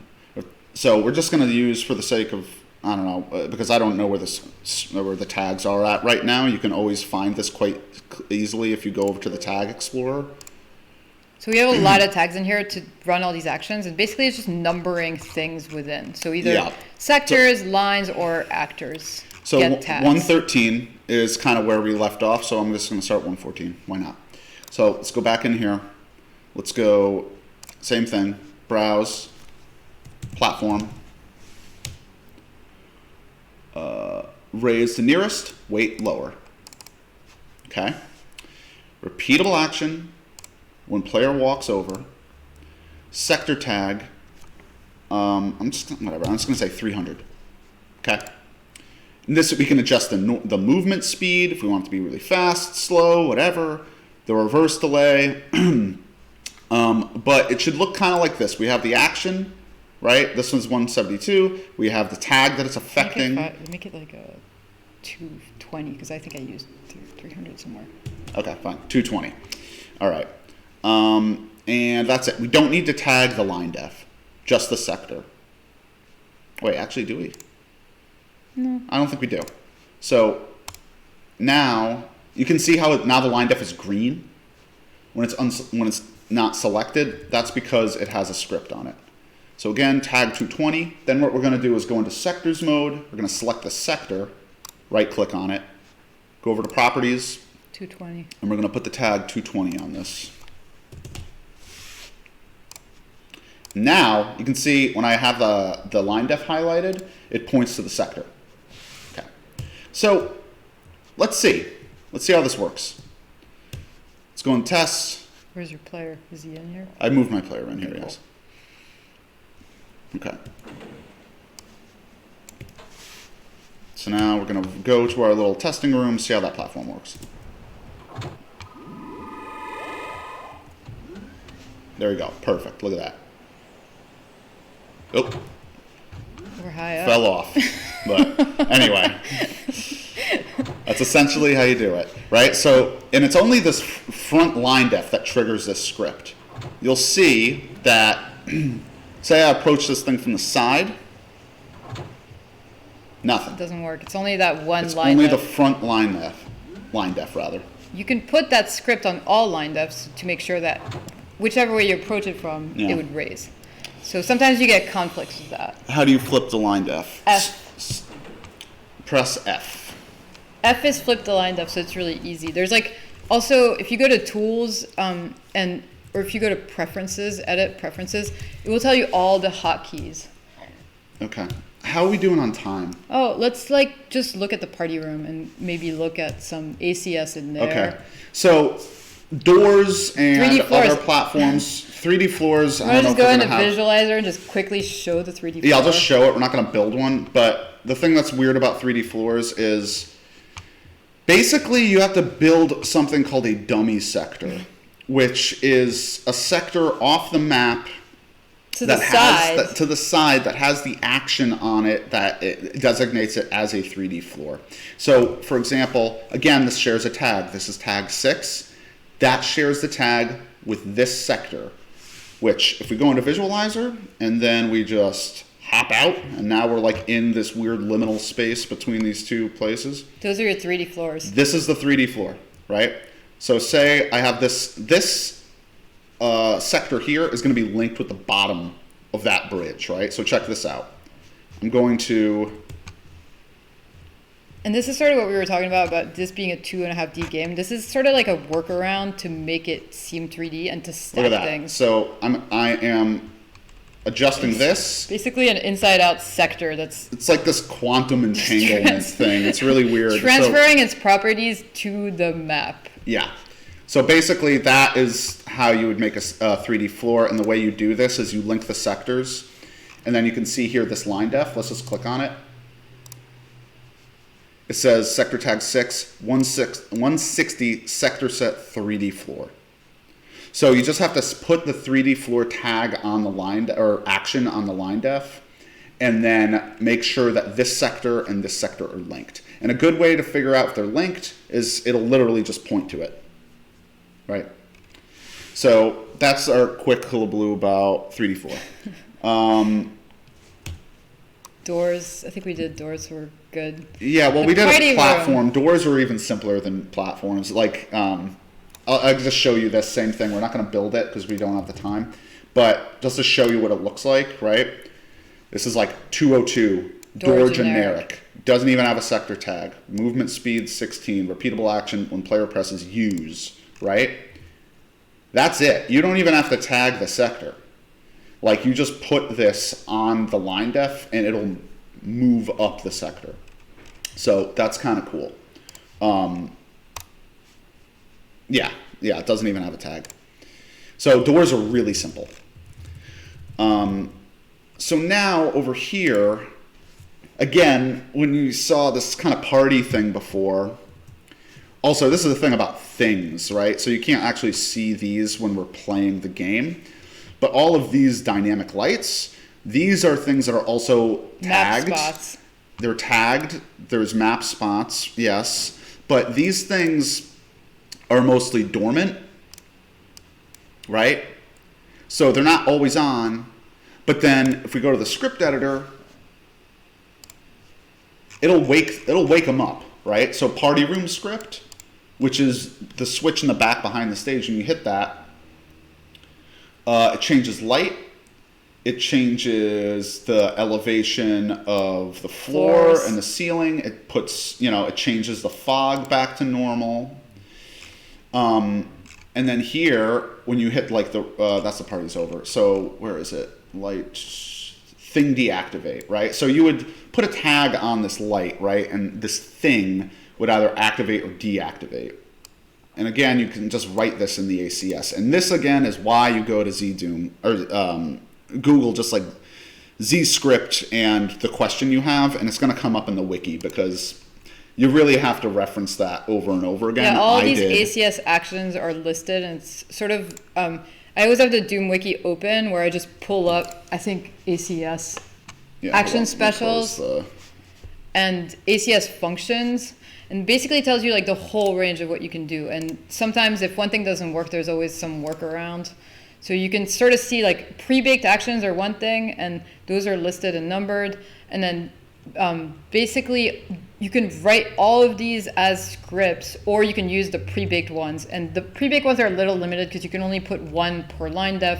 What you can do with writing a script is combine a whole bunch and then tag that script to one line def so that one thing triggers like a whole set of actions. Exactly. Like the crushing It literally runs a crushes script. the party down. Yeah. So literally like push it to the limit. But you can see this, right? Like this room has so many tags. Like everything, like a lot of these things have multiple tags because they go up and they go down and the light changes, and we don't want, like it's just this was kind of a crazy room. So for if me. you search the script for any of these number tags, right, you will know what script acts on that thing. So the tags are really the key identifier. So if you search for that number within the ACS script, you open the script editor, you will see that. And so if you go back to the script editor, the one other key thing about ACS is just you have to know that you have to compile. Like the two things about ACS is like first you have to have this first line at the way up top to include the ACS library, and that just tells the console that it's ACS. That's the only thing you have to do. And then everything else is, you set your variables or your basic, rules. and then you have your scripts, and you can either name scripts or number them, and that's just, those are things you can see on the ACS reference. But the thing you have to do before it works and you can test it is compile. And there's this little like file with a lightning bolt. You want to compile it, give it some time. And if you've worked in Unity or used C#, like it's the same kind of thing. You have to compile it and make sure it sort of saves it, and give it a little time to churn on, and then you can test it within your thing. And that'll also tell you if there are errors, like it won't compile. So that script editor will also tell you. Yeah. And It'll tell you exactly what's wrong, but it'll tell you that something's It'll wrong. tell you something's wrong, and you usually will tell you the line or where you missed. Most of the bracket. time, it's just you forgot to the put usual brackets yeah. and so things missing, right? Yeah. So all these numbers you can look, like see those are all tags. So you'll see tags and names of things, and you can easily find like how we did this by just looking at this script editor. Yeah. Okay, so that's ACS, quick ACS. I think now what we're gonna do. Just go down the. I think we gotta exit. We gotta exit. I think we're We're out of over time. So what we're gonna do here is now. We're just gonna go to the subway. Yeah, just go to the subway. We're gonna go home. It's time to get out of here. It's time to go. Time to find the exit. You want to show them how to do a HUD script, or just go out now? Well, how much time do we have? We're over. We're going to 5. Yeah. Okay. I think we just gotta go. Gotta go. So let's get out of here. Let's find the exit. Keep going. This Man, is this thing is- Piranesi-esque. Yeah, seriously. Going to the catacombs here. Okay. All right. Boom. Let's get out of here. So we got a ticket this time? Waiting for the train. It's not coming. Doesn't look like it's coming. We gotta find another way out. Making these monsters friendly is also a trick. Like, they're made to attack you, right? They like search for you and you're their target. So that's kind of base. But you can make them friendly and then make yourself not a target to make them just kind of mill around and be friendly. And that's something that you just want to know in case you want to make a weird Doom mod doesn't have things attacking you, which is like the base state. Yeah. So here we are. This is also just our shameless plug for our like website. our free art newspaper, Yeah. which you can just write to the form in the PDF, and we'll send you a free copy. Because I don't know, our last issue was kind of about this whole process and being in Doom, and we spent a year making Doom mods, so we want to share that with you, and we just made like this kind of graphic poetry out of the work that we did over the year. And so our website, feednewhaven.com, if you go on that, you can see all this work. You can request, there's a link on the website from there too. Yeah. Yeah, so you can give us your address if you want a free paper. You can check out some of the other projects we've done. And yeah, it's Or just you can more just, of like, a detailed kind of view into our studio practice. Tell us what you think. Yeah. Or if you're using our assets or reusing them as different games or whatever in Unity or doing different things with them, just send us images or Please whatever. do. Yeah. We just want these things kind of living in various different software and different modes, different resolutions. So I think we've gotten to the exit. Yeah. Definitely an OG Doom texture. So Thank you. Thank you. Thanks everybody for coming. Thanks for and thanks to sticking with us. Babycastles for hosting this. Building with us. This has been excellent. And yeah, let's get some bad advice and get out of here.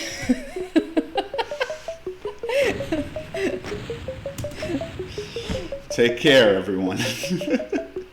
Actually, I guess before we actually sign off, we should say, does anybody have any other questions? Yeah, you guys have any other questions or anything? I mean, I think, just let us know if you want to write to us, or just, I don't know, if you make Doom mods and have questions. There are people out in the community that are just really great at doing this, and they'll also tell you exactly how to fix all errors and do all kinds of weird stuff with Doom, like this kind of end puppet theater. Yeah.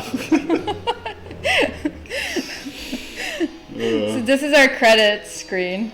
Yes. Come to New Haven. Yes, come to New Haven. It's like great brutalist architecture and lots of inspiration. Especially, we can meet in Sports Haven when COVID's over. It's huge and it's kind of half empty and it's sort of like fringe architecture. So Yeah. Just this like It's a vacuous odd, space. weird leftover thing. So yeah, please come visit us. Very good. All right. And so thanks for coming. Yeah. Thank you, everybody. Just plays that. Yeah, I guess so. Paint suit. I just wait till the end till the big burger comes. There's a very giant hamburger.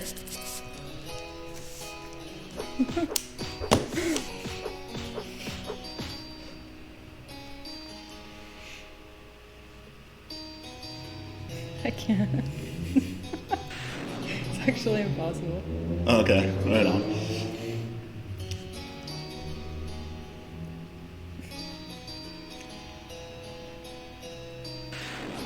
Cool. Bye, guys.